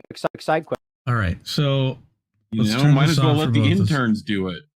Well, we're going to let Whitney do it while we're here. Question. Actually, too, somebody in the chat mentioned something. What is your mindset about that in regard to, like, I mean, I don't want to get into, like, specifically trying to hash out whether we think they're honest people, but like Shellenberger, Taibbi, the Twitter files, I mean, I agree that it seems like everything like that happens seems to be like a watered down half version that's meant to, like, not to some degree. I mean, there's varying points in there. Some of the things I thought were well done, but what do you think? Okay. Well, I'm not going to give necessarily my opinion, but I'll throw out some things that I've noticed, right? Mhm. You can Okay, go a so little what's more. the big Like push the can. of a lot of this cyber attack stuff, and which includes the agenda of the CTI League? It's ending online anonymity, and also ending, privacy online, including on social media. Okay. Michael Shellenberger is on the advisory board of ARC, the Alliance for Responsible Citizenship, that was set up by Jordan Peterson. Jordan Peterson, very cozy with Netanyahu, this whole thing, CTI League, and also WEFPAC, the Partnership Against Cybercrime, which you can talk about, led by career Israeli intelligence people who worked under Netanyahu's tenure as prime minister. And Jordan Peterson, once he entered the Netanyahu fold, has been very vocal about ending online anonymity, and that we need to know who you are online. And this has also been echoed by Zionist neoconservatives like Nikki Haley recently as well, among numerous others. Interesting. So why has Michael Shellenberger not really talked about Ohad Zaydenberg, the guy that is behind CTI League? I mean, he mentioned him briefly, but didn't go into it at all. And why no mention of what CTI League actually does? Their main focus is not misinformation. It's embedding people. No one knows who they are. They don't even have to be American into, allowing them access into critical infrastructure of the U.S., including nuclear reactors, dams, water systems, and all of this other stuff. And this is really important because Ohad Zaydenberg's entire career has been focused on Iran. Career. From the time he was in Israeli intelligence, he was focused on blaming Iran for essentially everything and getting part of this broader Mossad arc of getting the U.S. to preemptively strike Iran for Israel's benefit. And since he left, he works for what is, again, a very obvious cybersecurity intelligence front for Israeli intelligence called Clear Sky, which blames cyber attacks on Iran and has for years with no evidence. And I detail this in the piece. That I wrote in 2020. So this is a guy who routinely is focused on blaming Iran for cyber attacks. And at the same time, he is choosing who gets to be embedded in all of this critical infrastructure in the U.S. at a time when Israeli intelligence has this explicit goal. This is very alarming, and never has it been more alarming than it is right now when there is a conflict going on where Israel will want the U.S. to be involved, and they know it's going to turn into a regional conflict.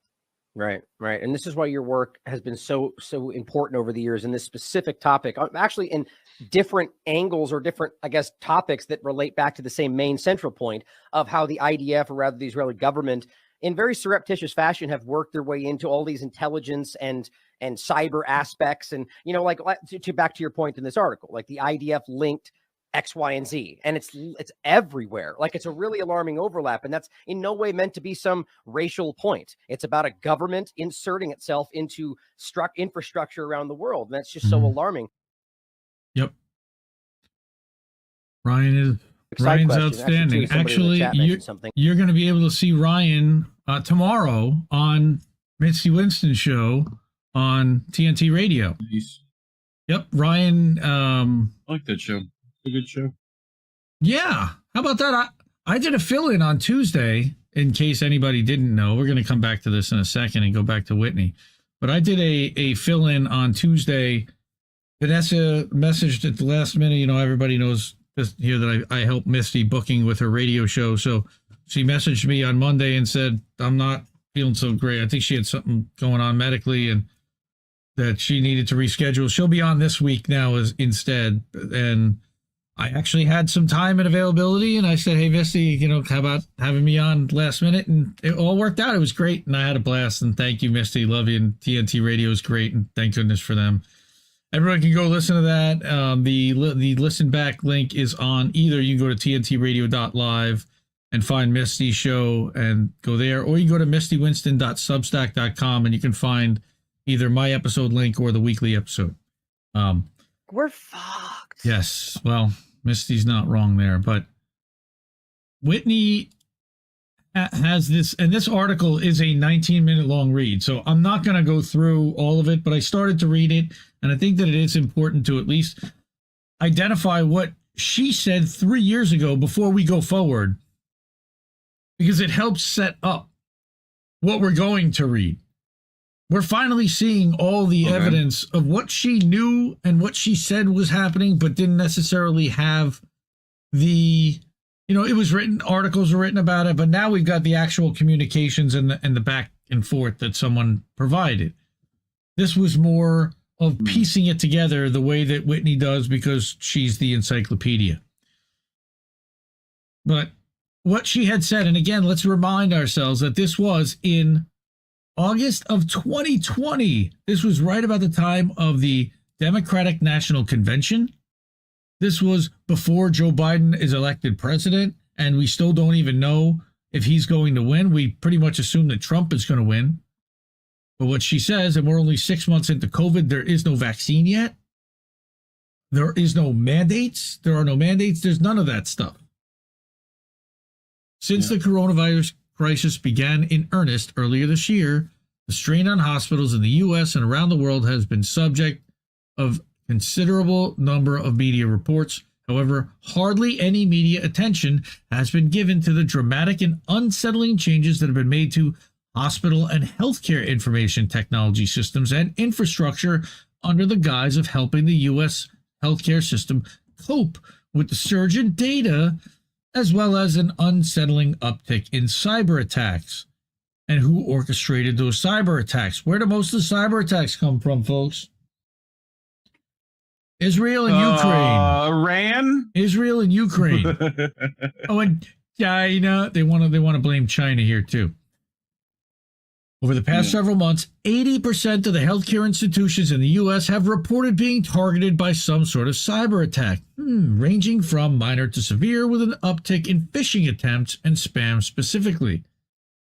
Tell you a funny story. While I was at my job, I failed a couple of internal phishing attempts, and they conditioned me basically on, if you don't know who it is or what it is and what specifically they're sending, don't open it and don't click on it and report it immediately. That is basically the way that they want it known, that they want it to be. So Whitney talking about getting rid of anonymity is absolutely one of the goals here. All right. And, when it comes to patient stuff, they certainly don't want to anonymize anything. About 20% of the hacks and cyber attacks reported by hospitals and medical facilities since March 2020 directly affected the facility's capacity to function optimally, with a much smaller percentage including those including ransomware attacks, right? Where literally like pay us money or we're going to wipe out all your data. One of the reasons for the increase in the success of these attacks has been the fact that more healthcare IT workers are working remotely, as well as the fact that many IT staffers have been laid off or let go completely. So now you've got spread out, spread thin, and nobody going to an office and interacting face-to-face in person. So therefore, it's much easier to rob the systems. In several recent instances, the removal of entire hospital system IT staffs have been tied to a larger effort by the DHS,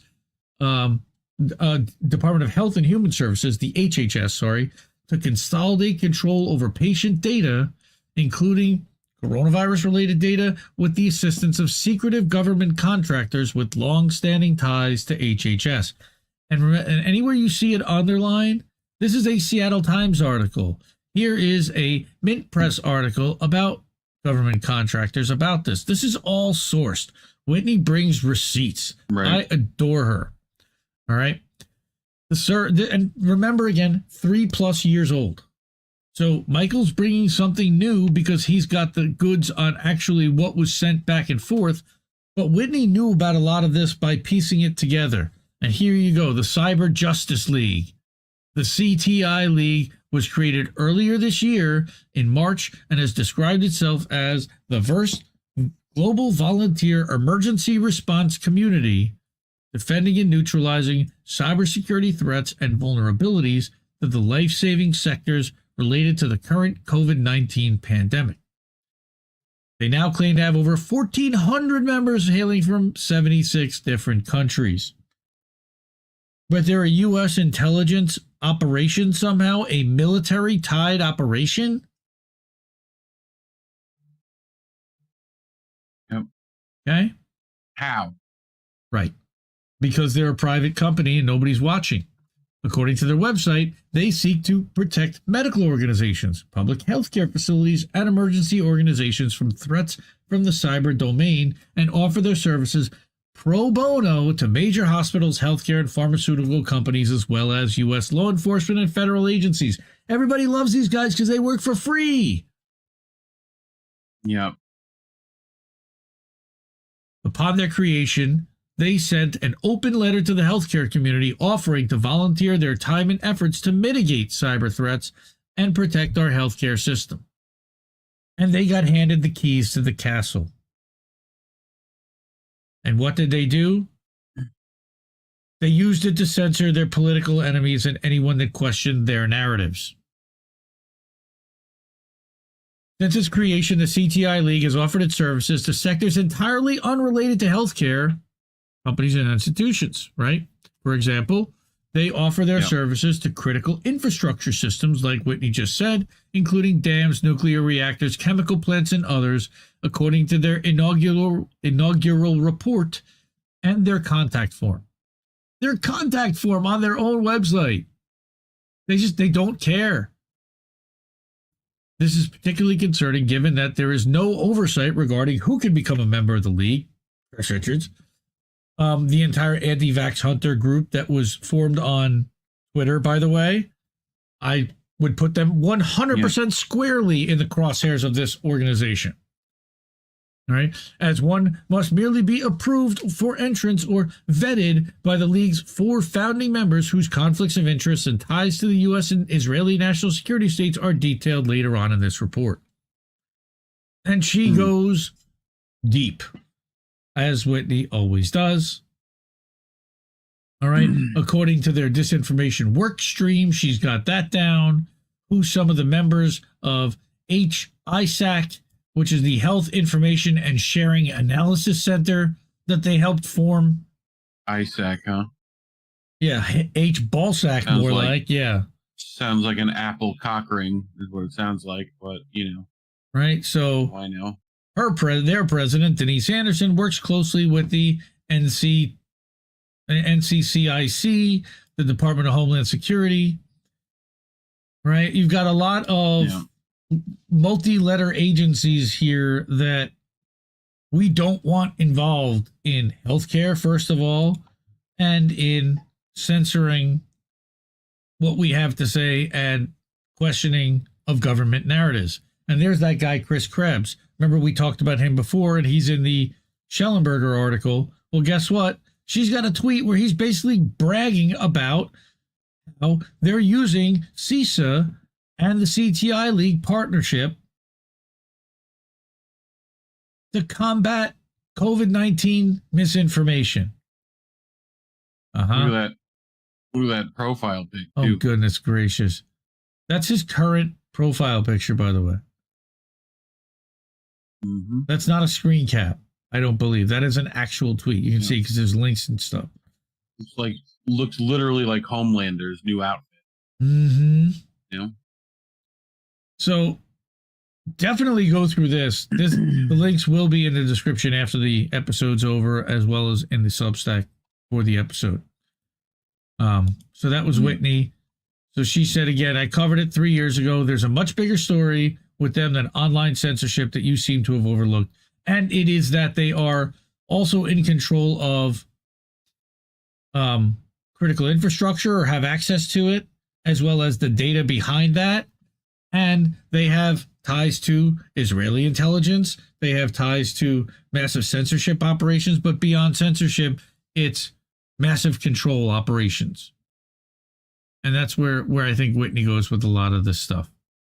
Right? It's Clear Sky, where they're making multi-billion-dollar contracts for Intel front cutouts like Clear Sky, and they're putting out reports on Iranian hackers similar to Bellingcat. These are Intel-funded fronts that manufacture misinformation, malinformation, and disinformation on behalf of these organizations and whoever else they work for. Okay. There's a Gilead hack. They're part of HISAC. They work in tandem. But what their goal is to fearmonger about Iran and China now, at least. And we heard what Whitney had to say about that. So,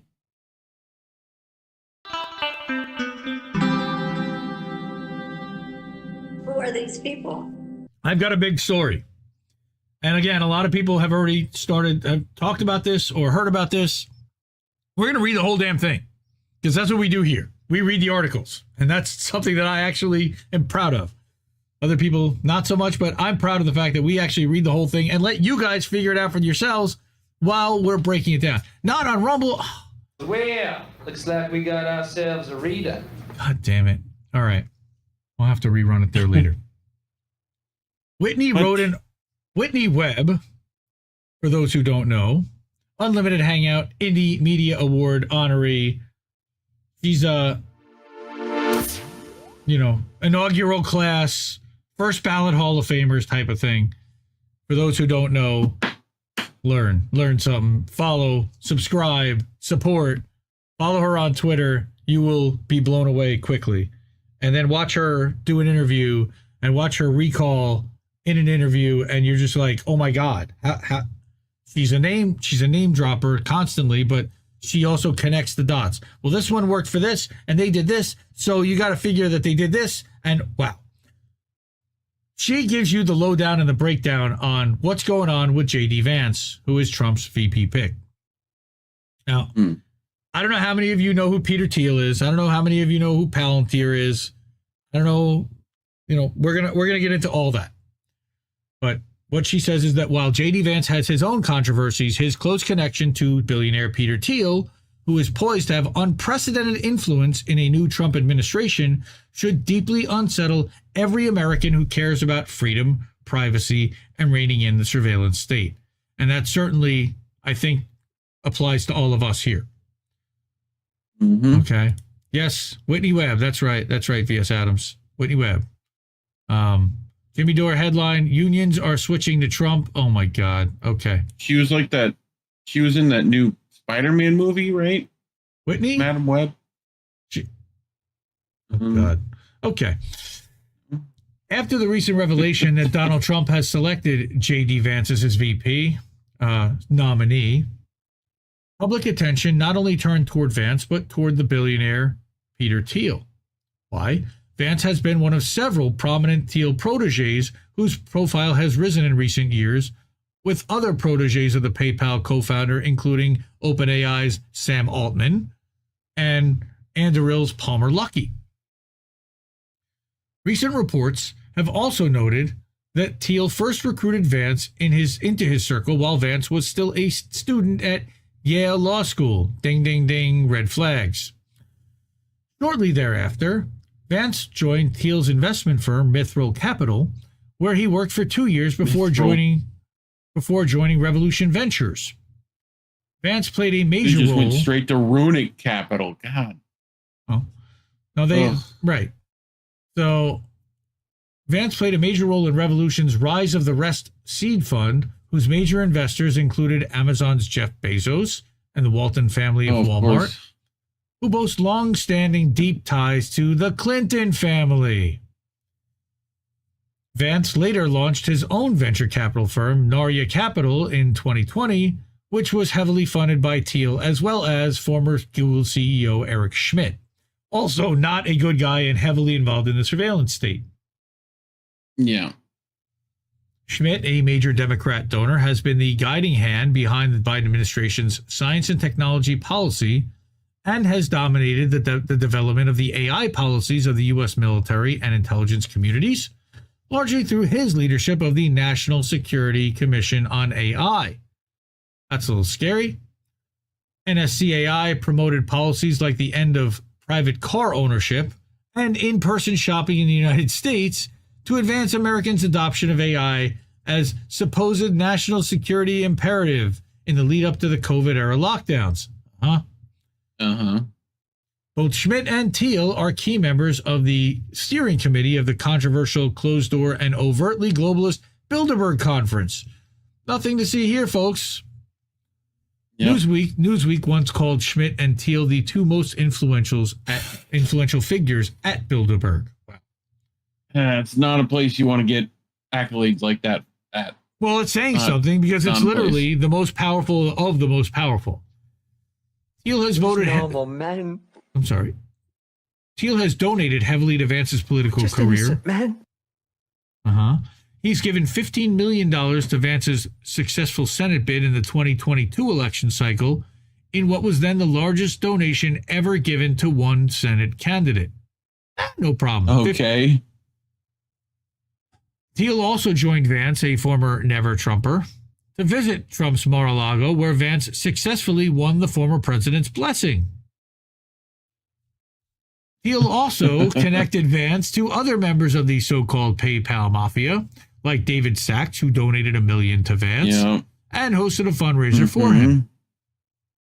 Sachs, along with PayPal co-founder Fuck You Elmo Muskhead, were allegedly a key factor in Trump's selection of Vance as vice president, as they ran a secret lobbying campaign for Vance that included media presenter Tucker Carlson. What a surprise! Nice. Oh, little Tuck. Thiel had been a major donor to Trump's 2016 presidential campaign and served on the transition team, with other Thiel-linked figures like Trey Stevens dramatically influencing Trump's Pentagon appointments. Nothing to see here. Stevens' influence at the Trump Pentagon also helped develop the military's relationship with the Thiel-funded company Anduril, which was co-founded by Stevens and Thiel fellow Palmer Luckey. A little incestuous here. Are you seeing a pattern? Like Game of Thrones. Before Anduril, Luckey developed the virtual reality system Oculus Rift, which was later sold to Facebook, where Thiel then served on the board. Yeah, Meta. Woo, Meta. Anduril is now building a virtual border wall for the federal government and Trump, who long campaigned on building a physical barrier. Is Mexico going to pay for it? Of course. Is Mexico going to pay for it? Of course. Please let them do that. Please let them do that in the metaverse. That'd be hilarious. Yes, Mexico's going to build a fucking wall. Mexico's going to pay for the border wall in the metaverse. So what a fucking cartoon bullshit. We live in a clown show, folks. So of course, he abandoned that promise during his first term, but now supports the exact solution that Anduril is selling. Nah. Funny how that works. Anduril's unmanned drones have come to play a major role in the Ukrainian military operations during the Russia-Ukraine conflict, as have other controversial Thiel-funded companies like Palantir, which is a CIA contractor, and Clearview AI, which used mainly photos posted on Facebook and another Thiel-backed company to develop its Orwellian facial recognition database. These companies, close ties to the Ukrainian military, nothing to see here, may impact the second Trump administration. There's anything wrong with that? Yes, there is. May impact the second Trump administration's policies as it relates to American support for Ukraine, particularly if Thiel is slated to hold significant influence. Beyond Ukraine, this network of Thiel-funded defense companies are remaking the face of warfare and slowly but surely replacing the human decision-making with AI. Because we know AI is so great at decision-making. Go check out how they test these things in Israel with Lavender AI. That's going to be on our INN News section. What could possibly go wrong? What could possibly go wrong? It'll be fine. Boy, that escalated quickly. Yeah. While these ties should be unsettling on their own, the potential influence of Thiel on the upcoming Trump administration should concern every American, and it does me at least, regardless of where they fall on the political spectrum, due to Thiel's efforts to rehabilitate and remake some of the intelligence community's most Orwellian and unconstitutional efforts to target domestic dissent. Are you listening, everyone? Domestic dissent. Hello?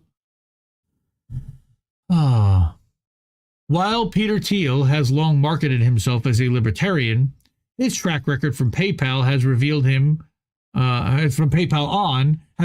to instead be an architect of the modern surveillance state and a successor to the neoconservative cabal that once tried but failed to do the same. I can count on one hand, like, self-labeled libertarians that are actually decent. And they're all at, like, one publication. Yep, So, anti-war. right. All right. Like, sorry, libertarians, but Well, Patrick McFarland's all right. He's pretty connected to them too, I think. He's all right. There's a few more.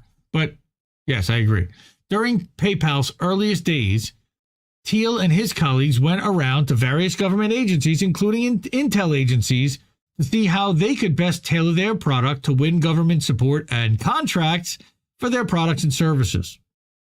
After leaving PayPal, Thiel would follow a similar path in creating another company, Palantir. Palantir is the engine on which the surveillance state runs, and soon after Vance was announced as Trump's vice president, it was reported that Palantir co-founder Joe Lonsdale, as well as Palantir itself, were backing a Trump-Vance super PAC called America PAC. Yep. Okay, that's a problem. A private company that contracts directly with the federal government, military, and intelligence agencies, backing a presidential candidate with a multi-million-dollar PAC. No problem? Yep. Nope. It's perfectly fine. Unlimited Hangout has reported extensively on Thiel and Palantir for several years. As noted in past reports, the company was created to be the privatized version of a post-9/11 surveillance program that had been dreamt up by the Iran-Contra criminals most responsible for the unconstitutional main core database. They talked about this on Jimmy Dore yesterday. During the Reagan administration, the individuals at the heart of the Iran-Contra scandal, I believe it was John Poindexter, developed a database called Main Core, which firmly placed the U.S. national security state on its current tech-fueled path for crushing dissent. A senior government official with high-ranking security clearance and service in 5 presidential administrations told Radar in 2008 that Main Core was a database of Americans who, often for the slightest and most trivial reason, are considered unfriendly and who, in a time of panic, might be incarcerated. The database can identify and locate perceived enemies of the state almost instantaneously. Nothing to see here. Main Core was expressly developed for use in continuity of government protocols by the key Iran-Contra figure, Oliver North. We remember him and his allies that operated on an off-the-books intelligence apparatus with direct CIA involvement known as the Enterprise. I believe Poppy Bush might have also been involved in that, but allegedly. Engage. Not that Enterprise. Bro, it's the Enterprise. It could only be that Enterprise. It's clearly Patrick Stewart is involved. Ollie and his definitely no, it's military. It's U.S. military, so definitely not Patrick Stewart. He's British. Bro, the Enterprise had like proton torpedoes and nonsense. Like, yes, but they were also a one world government type of organization. Yeah. But anyway, Oliver North and his associates, also a U.S. aircraft carrier. But continue. North and his associates used that continuity of government in Main Core to compile a list of U.S. dissidents and potential troublemakers to be dealt with if the continuity of government protocol was ever invoked. Huh. Why would Oliver North ever be looking into the invocation of continuity of government with Ronald Reagan as president, a senile, demented old man at the time? Huh. And they're doing they're doing arms for hostages with Iran and Nicaragua and getting involved in, I don't know. Troublingly. We don't capitulate with terrorists, Indy, clearly. Right. Troublingly, These protocols could be invoked for a variety of reasons, including widespread panic, non-violent opposition to U.S. military intervention abroad, that would be us, widespread internal dissent, or a vaguely defined moment of national crisis or time of panic, something like COVID or 9/11 or January 6th, for example. Well, nah, maybe not, but maybe. North would later brush up against the Trump administration, joining former Blackwater founder Eric Prince in an effort to lobby the administration to create an off-the-books private CIA. And now Eric Prince is trying to lobby to be the head of the Secret Service or the head of the military or the head of the CIA or something under Trump, potentially. That's a little frightening. He's about as scary as it gets. That's Betsy DeVos's brother, by the way. Oh, okay. Fun. Main But Core. big club and all that. Oh, yes. Very big. Main Core utilized the Promise software, which was stolen from its owners at Inslaw Inc. by top Reagan and U.S. intelligence officials, as well as Israeli spy master Rafi Eitan. Also intimately involved in the Promise scandal, also intimately involved, was media baron and Israel's super spy, Robert Maxwell. You've heard of him. Sorry. No, not that guy. The father of Ghislaine, and reportedly the man who brought Jeffrey Epstein to the Israeli intelligence orbit. Like Promise, Main Core involved both U.S. and Israeli intelligence. There's never been, Indy. You would have to have something like photo evidence of like someone like Trump or Elon Musk or meeting with Epstein in some way. Kamala Harris and Ghislaine and that doesn't exist, right? That couldn't possibly be a thing. No. Clintons. Yep. Like Promise, paintings of blue dresses. Anyway, continue. Right. Main Core involved both U.S. and Israeli intelligence and was a big data approach to the surveillance of perceived domestic dissidents. Now, it's really funny because I remember I've been listening to Whitney Webb now for about 4 years that I can remember. And and I can remember very clearly in November of 2020, she talked about that the intelligence state was looking to potentially apply everything that they had learned overseas and turn a domestic operation either on the Biden administration starting, and she predicted something was going to happen on, when it came to certifying the vote, and that they were going to have some kind of a something, and look what ended up happening, and then that they would use that as an excuse to ramp up the surveillance and security state. Did that happen? I saw a quote today that was like, fascism is when a colonialist power does colonialist power things to itself, as opposed to everywhere else. No. So, like, sounds about right. I forget who made the quote. Someone will tell me. Sure. The Iran-Contra and Promise scandals were exposed, but were subsequently covered up. Why? Largely by the then U.S. Attorney General William Barr. We've heard of him. Who would return to serve in that same position during the Trump administration. That was during the Bush administration, the first one. The use of Main Core by the federal government persisted and continued to amass data. That data could not be fully tapped into and utilized by the intel community until after the events of September 11, 2001, which offered a golden opportunity for the use of such tools against the domestic U.S. population, all under the guise of combating terrorism. For example, 11. Very much so. For example, in the immediate aftermath of 9/11, government officials reportedly saw Main Core being accessed by White House computers.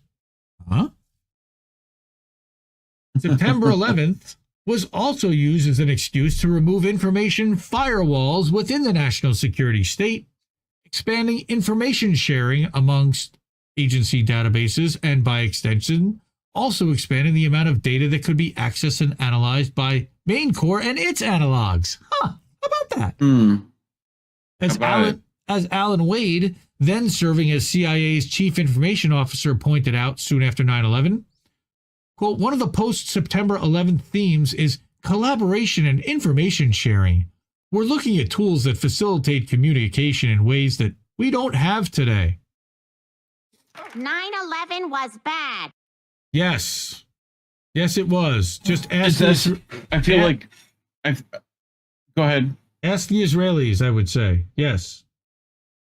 I was going to say, I feel like I smell CrowdStrike coming up in this story, but, you know.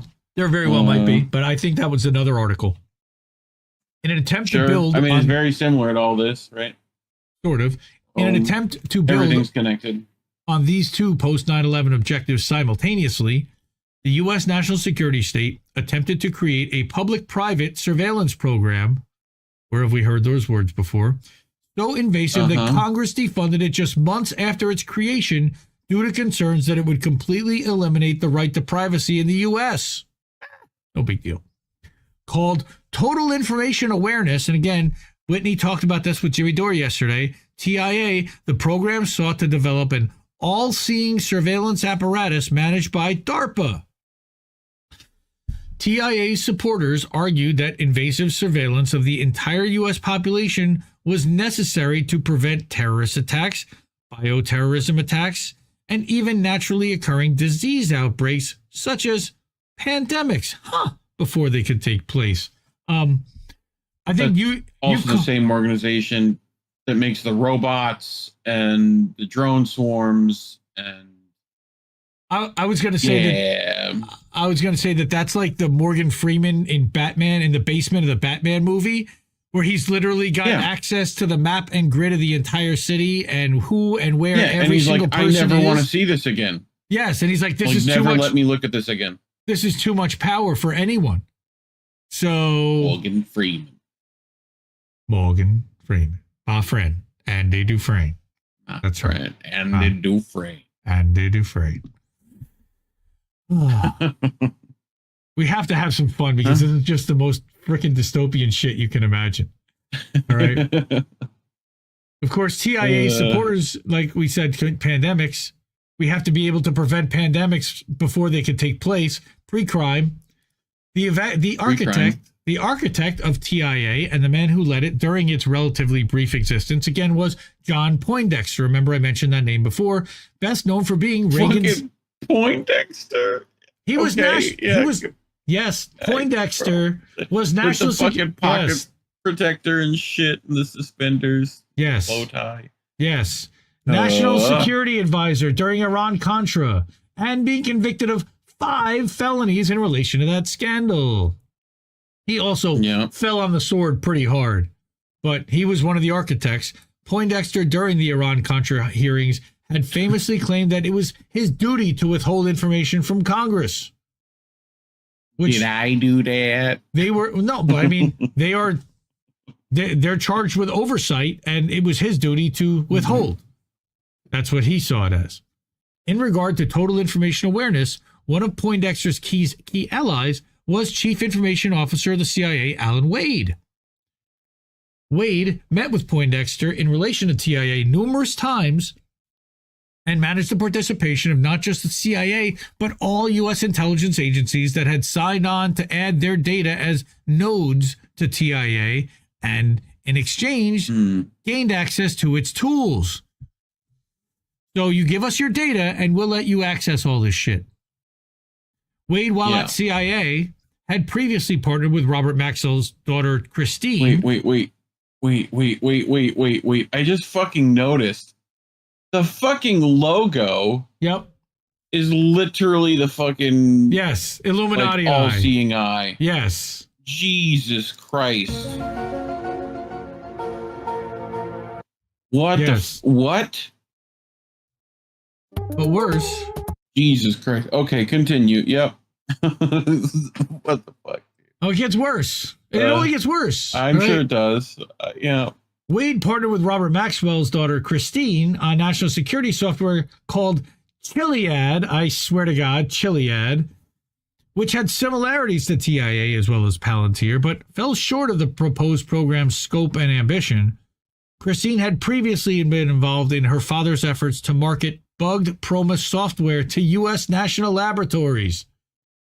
I don't know how she got that, but there's an article from archive.org. Oh, that's from One Nation Under Blackmail. That's a citation from her book. That's, again, Whitney Webb, Unlimited Hangout, for those who don't know and who came in late. This is an article all about J.D. Vance and his connections to Peter Thiel and why that's bad, and how it's badly going to influence the Trump administration's policies on surveillance and on military and on purchases and on where they're going to spend the money. The TIA program, despite the best efforts of Poindexter and his allies, such as Wade, was eventually forced to shut down after considerable criticism and public outrage. However, though the program was defunded, it later emerged the TIA was never actually shut down, with its various programs having been covertly divided among the web of military and intelligence agencies that make up the U.S. national security state. While some of those TIA programs went underground, the core panopticon software that TIA had hoped to wield began to be developed by the company now known as Palantir, with considerable help from the CIA and Alan Wade, their CIO, as well as John Poindexter. This is a real dangerous witch's brew. And as Sarah says... especially when it's called the Panopticon. And Palantir. That sounds like a Thunderdome. Like, you can't, Anna Mayers, Poindexter is a goddamn verb. No real humans are allowed to have a name that's morphed into a verb. Right? Yeah, I know, dude. You can't. Change your name, bro. We do not need a Chili's baby back ribs sound drop for that. Sorry, Jamie. No. I was gonna mention you were talking about Chiliad or whatever. Yes, I think my gamer friends in the chat. Is that the Iliad? Tell you, I think that's the mountain in GTA 5, where there's a whole like cult,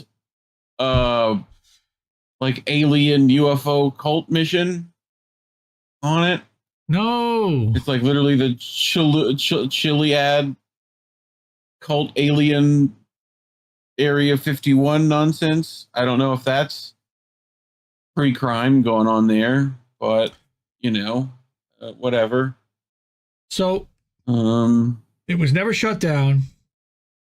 All right, it developed software with help from CIA, Wade, Poindexter, Palantir, all working together. Public-private partnership controlled by Peter Thiel.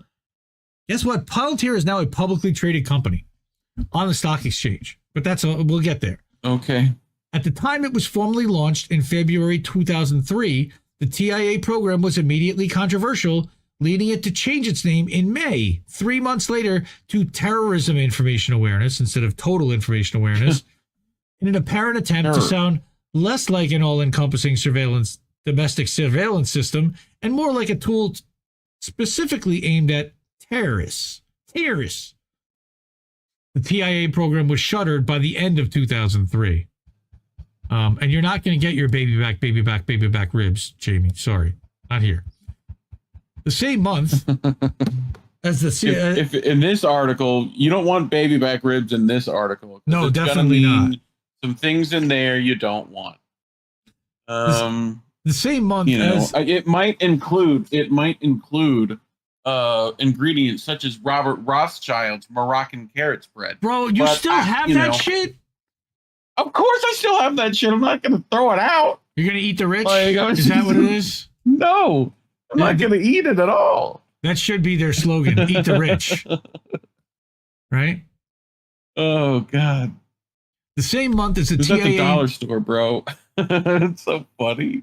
Rothschilds have gone way down market. Way down. I know.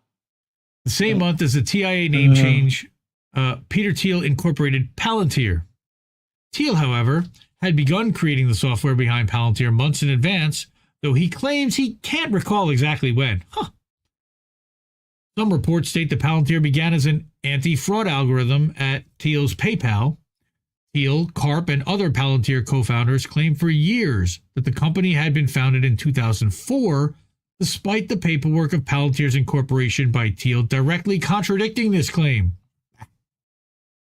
Also in 2003, apparently soon after Thiel formally created Palantir, Iraq war architect and Bush-era neocon Richard Pearl called Poindexter, saying that he wanted to introduce the architect of TIA to two Silicon Valley entrepreneurs, Peter Thiel and Alex Karp.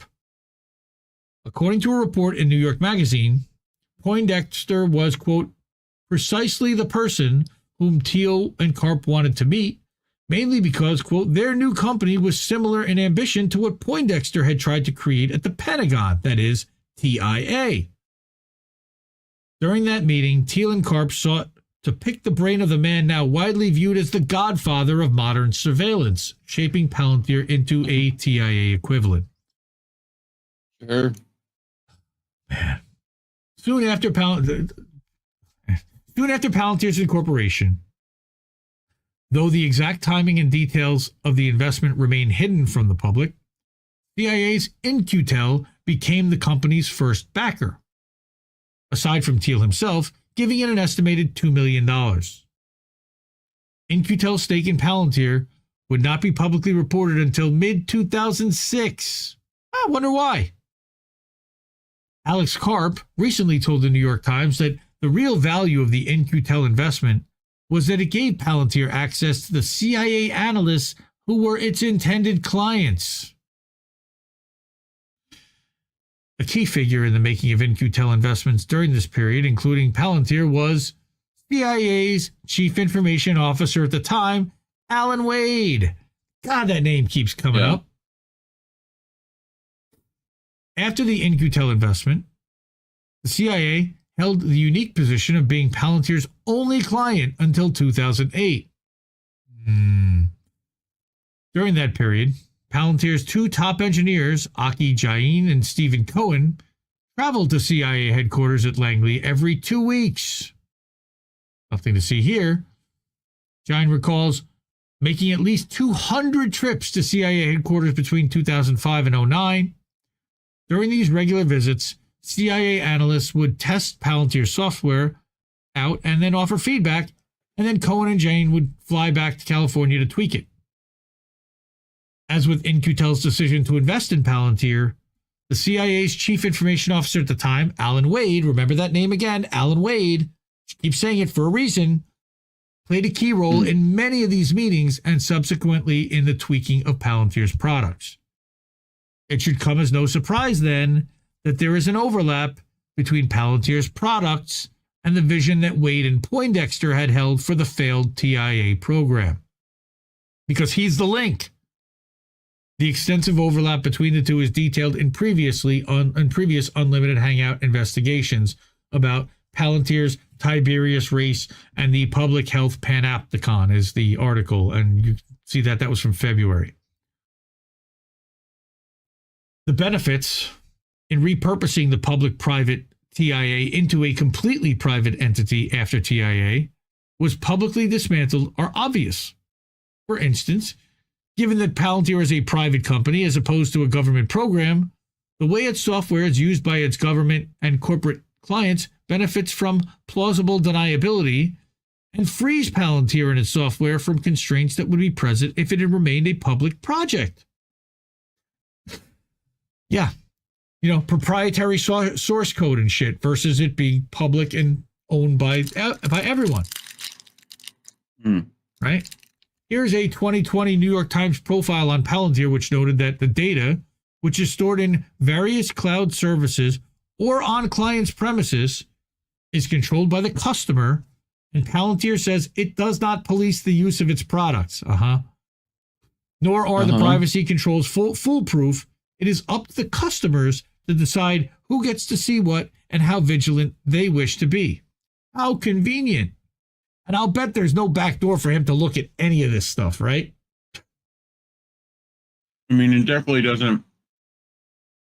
They've never provided something like, I don't know, an entire cloud service through a video platform that people could put their files and data into. But, you know, Yeah, maybe. host servers on. Well, not Never long been a after. thing. Not long after Thiel helped resurrect TIA as Palantir, another post 9/11 DARPA program was close to also seeking a private investor makeover. Developed by Douglas Gage, a close friend of Poindexter's and a DARPA program manager, LifeLog sought to build a database tracking a person's entire existence that included an individual's relationships and communications, their phone calls, mail, their media consumption habits, their purchases, and much more in order to build a digital record of everything an individual says, sees, or does.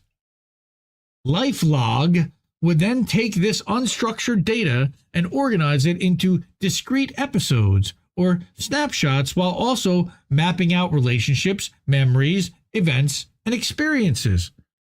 Dude, this is so dystopian. LifeLog, per Gage and supporters of the program, would create a permanent and searchable electronic diary of a person's entire life, which DARPA argued could be used to create next-generation digital assistants and offer users a near-perfect digital memory. How great, folks! You'd never forget a thing ever again. Every time you were humiliated, you could never let that memory go. Gage insisted, even after the program was shut down, that individuals would have had complete control over their own data collection efforts, as they could decide when to turn the sensors on or off and decide who will share the data, In the years since then, analogous promises of user control have been made by the tech giants of Silicon Valley, only to be broken repeatedly for profit and to feed the government's domestic surveillance apparatus, which we all know of. All right? Yeah, it's really brutal.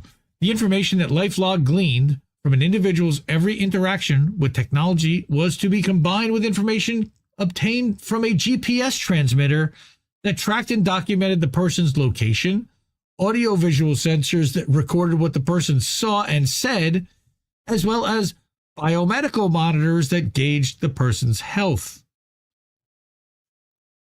Like TIA, LifeLog was promoted by DARPA as potentially supporting medical research and the early detection of an emerging epidemic or pandemic. All of this stuff, okay, this is what Whitney gets into. It's really like the deepest of the weeds where people are trying to control thought and control behavior and figure out how do we do that. And maybe it's engineering a pandemic, allegedly safe and effective. Critics in mainstream media outlets and elsewhere were quick to point out that the program would inevitably be used to build profiles on dissidents as well as suspected terrorists. Combined with TIA's surveillance of individuals at multiple levels, LifeLog went farther by adding physical information like how we feel and media data like what we read to this transactional data. One critic. And how does that make you feel? How does that make you feel? Very, very invaded. That's what it makes me feel.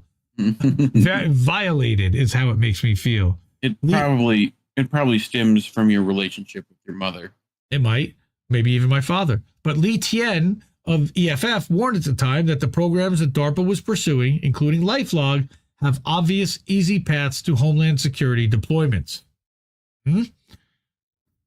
At the time, DARPA publicly couldn't have any Jesus Christ. Okay. Yeah, go ahead. DARPA publicly insisted that LifeLog and TIA were not connected, despite their obvious parallels, and that LifeLog would not be used for clandestine surveillance. Sure. No. However, DARPA's own documentation on LifeLog noted that the project will be able to infer the user's routines, habits, and relationships with other people, organizations, places, and objects, and to exploit these patterns to ease its task, which acknowledged which acknowledged its potential to use as a tool of mass surveillance. Yep. Mm-hmm. However, again, despite its proponents' best efforts, LifeLog was shuttered just like TIA. Given what had transpired with TIA, some suspected the program would continue under a different name. For example, Lee Tien of EFF told Vice at the time of LifeLog's cancellation that it would not surprise me to learn the government continued to fund research that pushed this area forward without calling it LifeLog. Along with its critics, one of the would-be researchers working on it, MIT's David Karger, was also certain that the DARPA project would continue in a repackaged form. He told Wired that, quote, "I'm sure such research will continue to be funded under some other title. I can't imagine DARPA dropping out of such a key research area," unquote. Why is it so key? The answer to these speculations appears to lie with the company that launched the exact same day that LifeLog was shuttered by the Pentagon. The Blue Giant, Facebook. Holy shit. Oh, oh, oh. Blue Giant. A few months into Facebook's launch, in June 2004, Facebook co-founders Mark Zuckerberg and Dustin Moskovitz brought Sean Parker onto Facebook's executive team. We now know that whole story. Parker, previously known for co-founding Napster, later connected Facebook with its first outside investor, Peter Thiel. Now, I don't know how accurate the story of the social network goes, but Parker definitely got them the meeting with Peter Thiel and got them, I think it was a $50,000 investment. As discussed, Thiel at the time, in coordination with the CIA, was actively trying to resurrect at least one controversial DARPA program that had been dismantled the previous year. Notably, Sean Parker, who became Facebook's first president, had also had a history with the CIA, which sought to recruit him at the age of 16, soon after he'd been busted by the FBI for hacking corporate and military databases.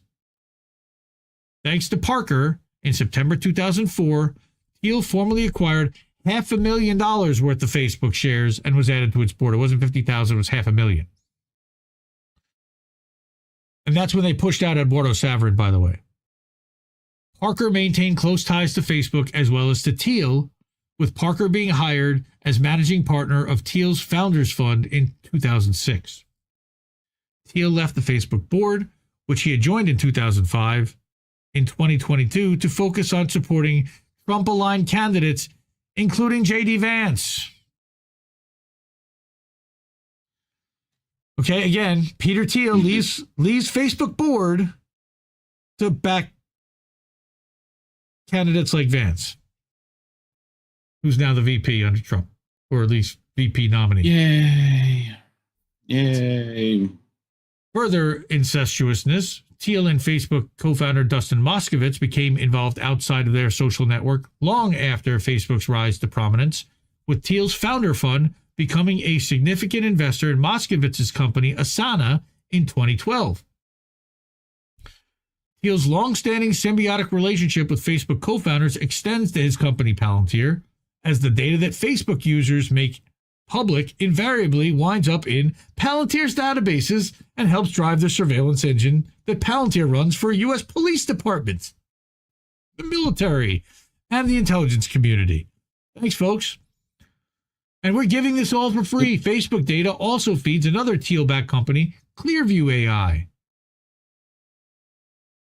Notably, even LifeLog's architect, Douglas Gage, has publicly commented on Facebook's similarities to the program he had once hoped to lead.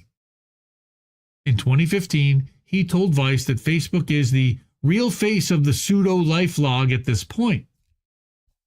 He tellingly added, "We've ended up providing the same kind of detailed personal information to advertisers and data brokers, and without arousing the kind of opposition that LifeLog provoked, precisely because it is now a private company and not a project housed at DARPA." Captain James T. Kirk, pseudo lifelog. Like, why do they always name this shit the worst? Like, why do they do that? Because this is what she does. I'm sure. Like, Thank you, Sarah. oh, Max Azzarello does not seem too far off now. Well, except he never references Whitney once in his entire research, in his entire volumes of everything, and that screams red flag at me. mm-hmm. All right? I don't disagree with his premise. Yes, Jimmy's family was a cop. His father, his brother, his whole family was full of cops, if I remember correctly, Monarch. Yep. Welcome to people's families. You can't choose them. Palantir and their surveillance agenda under Trump. So, continuing Whitney Webb's article about J.D. Vance and why this is important. During the Trump administration, Palantir enjoyed an even more privileged status than it had under previous administrations, with Palantir gaining many new lucrative contracts, mainly with the military and intelligence, during Trump's first term. This was likely influenced by Thiel's presence on Trump's transition teams and the close role of Thiel associates in choosing key Pentagon appointees. And we covered that earlier.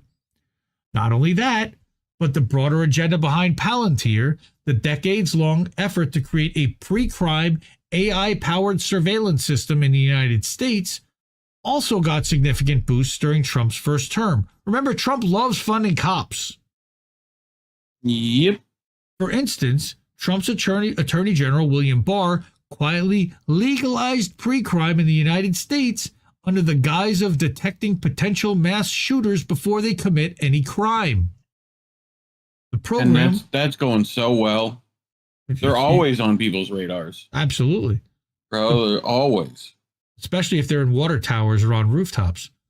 The program, the program called DEEP, enables the DOJ and FBI to work with private sector partners to surveil people of interest that have committed no crime but are mobilizing towards violence.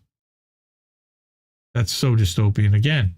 At roughly the same time the program was announced, Barr was also pushing heavily for a government backdoor into consumer apps and devices, particularly those that utilize encryption. He also signed a data access agreement with UK then Home Secretary Priti Patel, she can fuck off too, that allowed both countries to demand electronic data on consumers from tech companies based in the other country without legal restrictions. Fascism was long since here, folks. Also during the Trump administration, an Israeli intelligence-linked company called Carbine 911 began to be installed throughout the United States in emergency call centers and has since spread throughout the nation. Carbine 911 was heavily funded by Peter Thiel's Founders Fund. Remember that Sean Parker was the first president of Founders Fund, and Trey Stevens sits on the advisory board alongside Michael Chertoff, who was the head of Homeland Security under George W. Bush, Kirsten Nelson, who was the head of DHS under Trump. Carbine was also heavily funded by Jeffrey Epstein and Leslie Wexner, and for much of its early history was closely associated with former Israeli Prime Minister Ehud Barak, himself an intimate associate of Epstein, to put it lightly. Yay. The incestuous just doesn't stop. I mean, it's crazy. Carbine 911 and similar companies extract any and all data from consumer smartphones for merely making emergency calls and then use it to analyze the past and present behavior of their callers, react accordingly, and in time predict future patterns, with the ultimate goal of smart devices such as smart street lamps making emergency calls to the authorities as opposed to human beings because they get so good at detecting crime or knowing when crime was about to happen. Ma'am, we're going to have to ask you to calm down before we have to arrest you. Oh my God.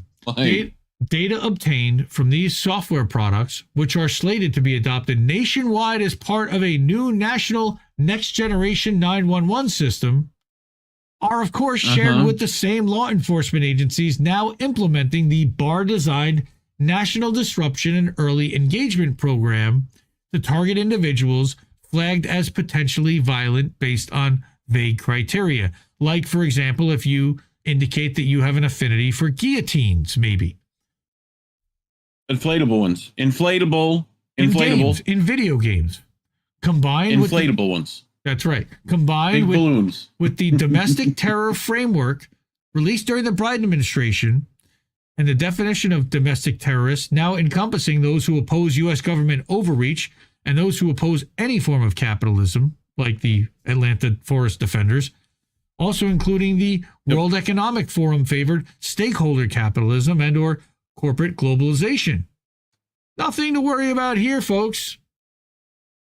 Only approved protesting is allowed. The Trump administration, during the same period, also mulled the creation of a new health-focused agency modeled after DARPA, the proposed HARPA, which was promoted extensively to Trump by his son-in-law, Jared Kushner, and his daughter, Ivanka, as well as Trump's close friend and former NBC Universal president, Bob Wright. I think he died recently. No, that was Bob Welch. Or Jack Welch, not Bob Wright. Bob Wright's still alive. HARPA's proposed flagship program, Safe Home, which is stopping aberrant fatal events by helping overcome mental extremes. Would use breakthrough technologies with specificity and sensitivity for early diagnosis of neuropsychiatric violence.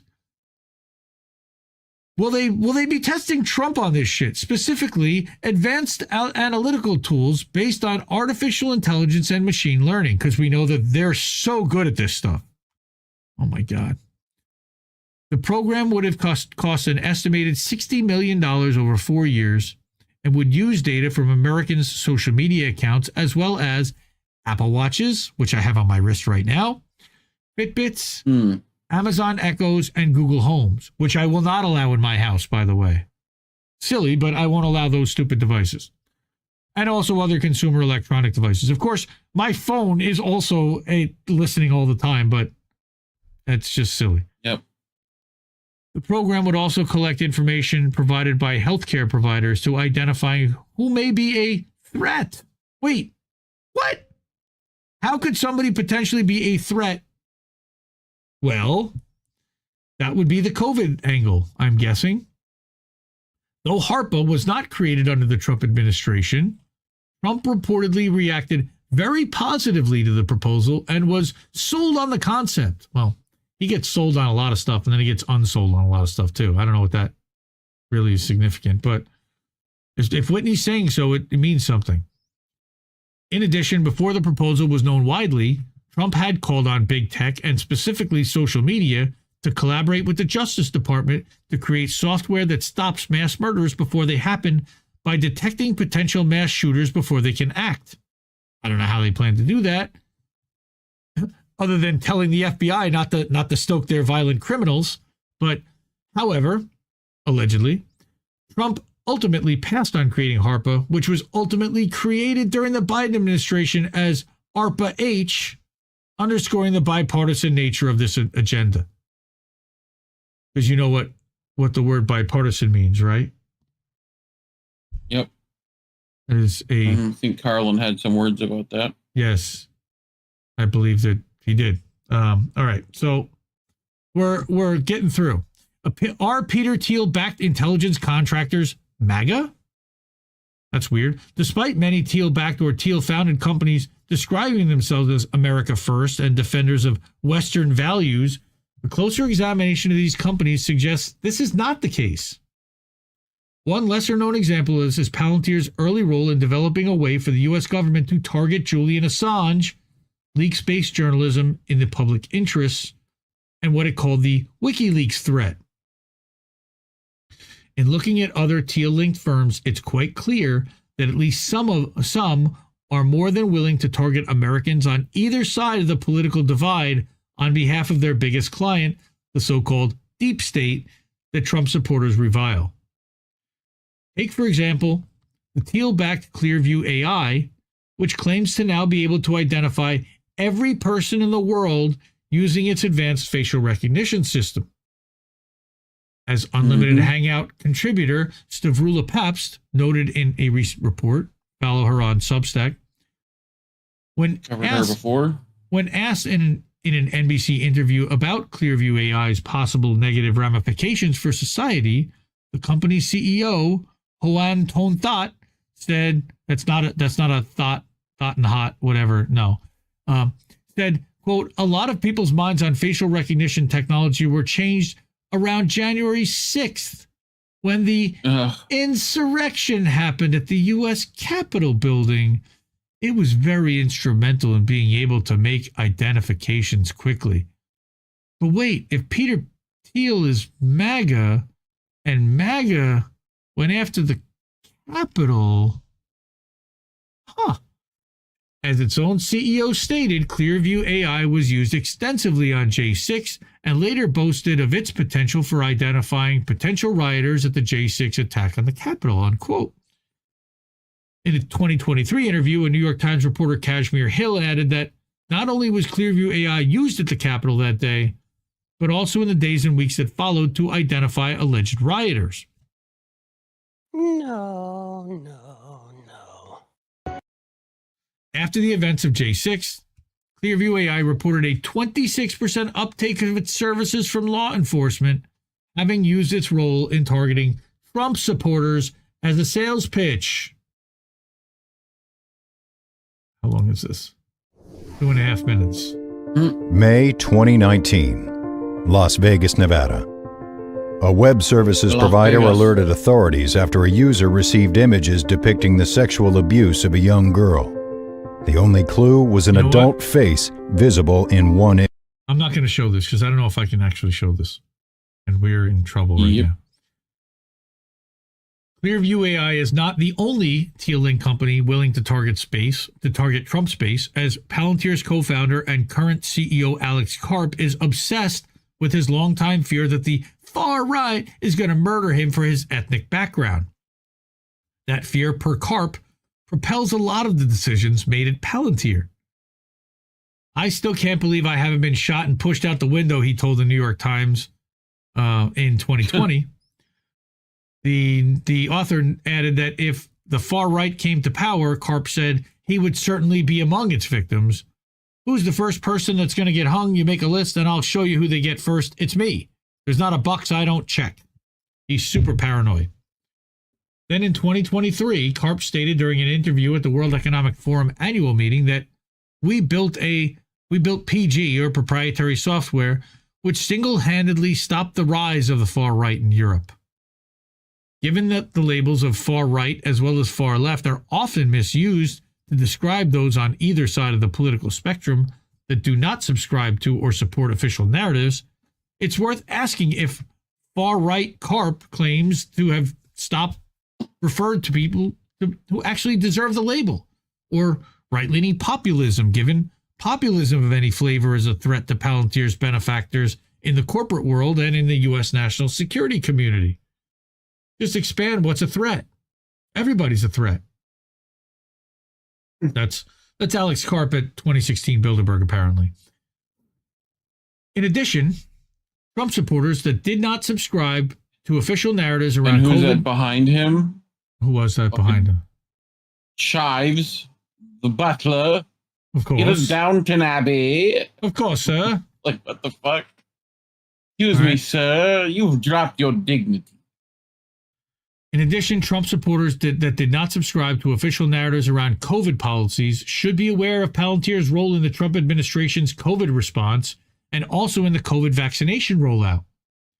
During COVID, Palantir developed Tiberius, which was used by Health and Human Services to help the federal government allocate the amount of vaccine each state would receive, and also to decide where every allocated dose would go, from local doctors' offices to large medical centers.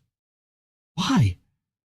Tiberius, and by extension Palantir, collected all the COVID-19 and healthcare data from U.S. government agencies, local and state governments, pharmaceutical firms, vaccine manufacturers, and companies contracted to act as vaccine distributors. They then sat at the middle of all of this. Palantir was also provided Americans sensitive health information by the Trump-era HHS, as well as a wide range of demographic, employment, and public health data sets in order to help identify high-priority populations to receive the vaccine first.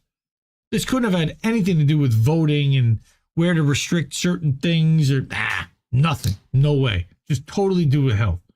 But remember, during COVID, Palantir was also a member of the COVID-19 Health Coalition, whose other members included In-Q-Tel, which was Palantir's first funder, as well as Amazon, Microsoft, and Google, companies that all managed to somehow stay open.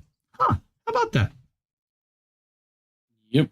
Palantir also managed the HHS Protect database, a secretive database that hoarded and still hoards information related to the spread of COVID-19, gathered from, quote, more than 225 data sets, including demographic statistics, community-based tests, and a wide range of state-provided data.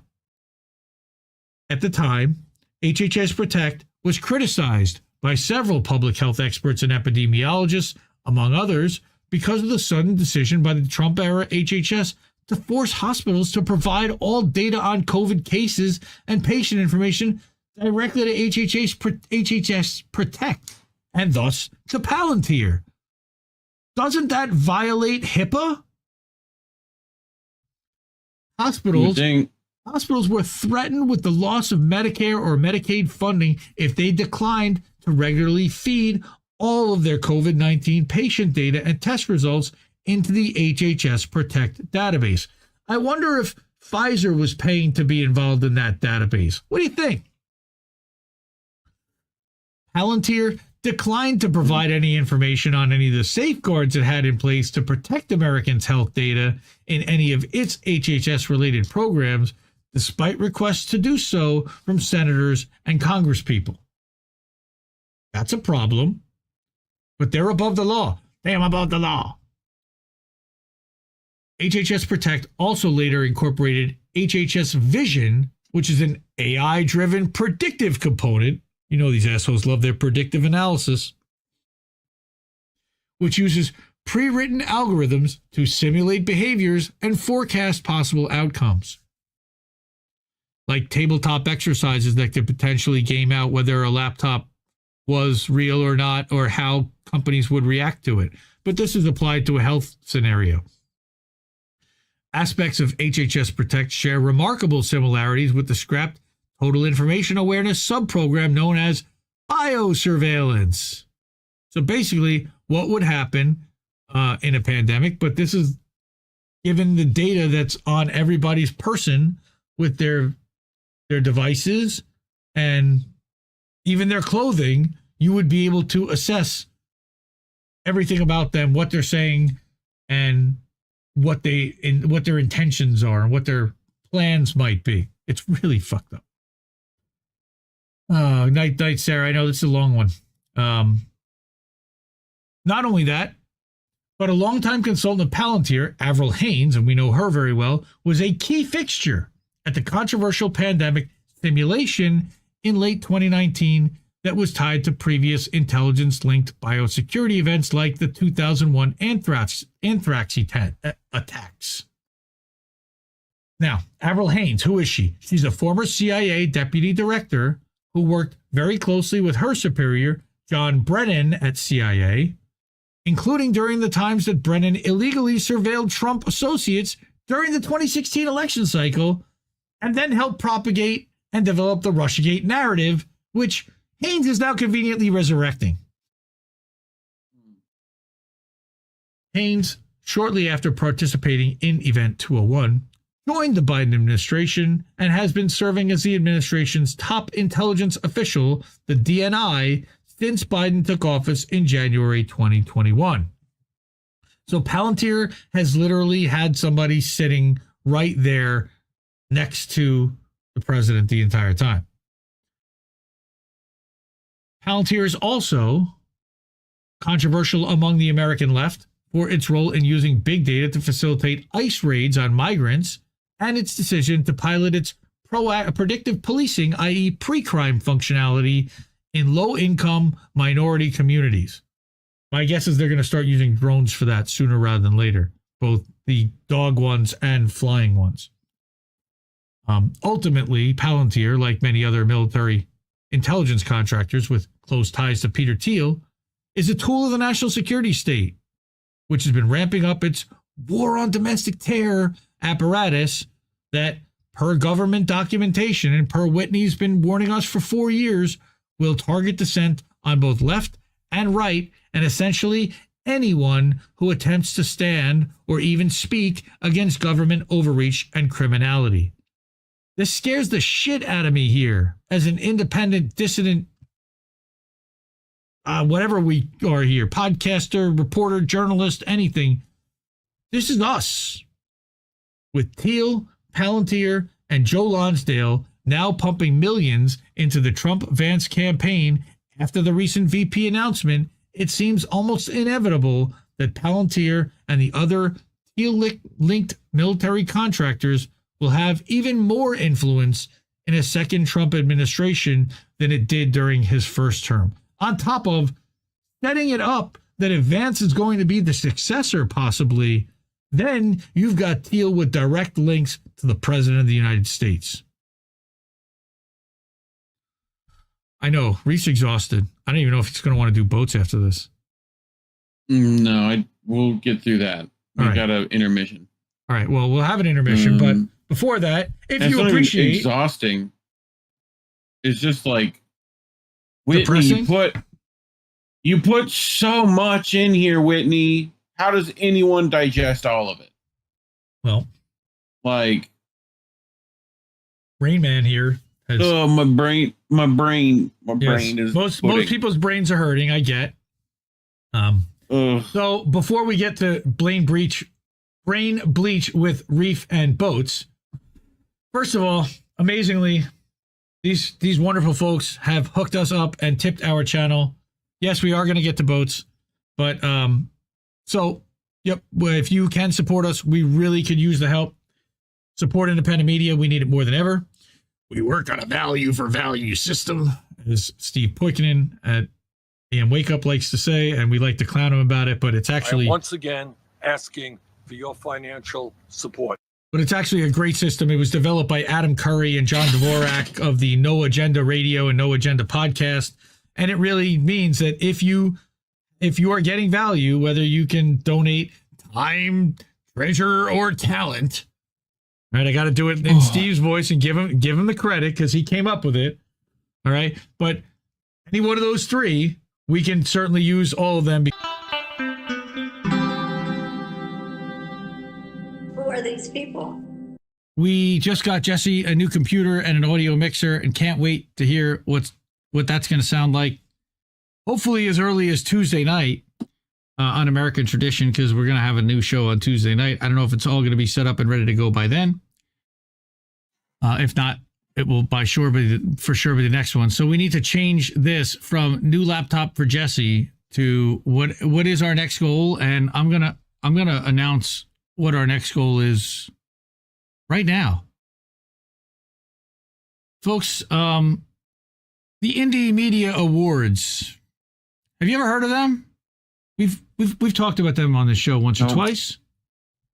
No, I certainly wouldn't remember. No, I didn't think that you knew about them. But you know, it's interesting because Misty actually posted today that she got something in the mail from cartoon artists by the name of the Zago Brothers, right? And Zago Brothers did an incredible work of art a couple of weeks ago. Where is the photo? There it is, and I'm going to bring it up now and show it to y'all. I think most of you have seen this, but what you haven't seen is the actual printed copy that Lucio Zago made and mailed to Misty. So he called this the Truth Tellers, and these are his favorite people that he likes to watch. And I reached out to Lucio when I saw this early on, and I'm like, dude, this is great. I'd love to work on this for the Indie Media Awards and have each Indie Media Award honoree get one of these. and he thought that was a great idea too. But and so we're working something out, and we're going to crowdfund, and not, we're gonna ask our audience to contribute toward the Indie Media Awards this year. We're gonna have one made for every honoree. There's about 100, and I made a deal with Lucio to get these done. We're going to be able to put them in different groupings, and I think people are even going to be able to order prints with the people that they specifically want and the heads that they want on them. It's going to be really cool and really exciting. I'm grateful that Lucio did this and that he was willing to work with us to do that. And I think it'll be a really cool, fun honor for each of the people to get one of these with their photo, and we'll send them a nice blown up version, high resolution for themselves.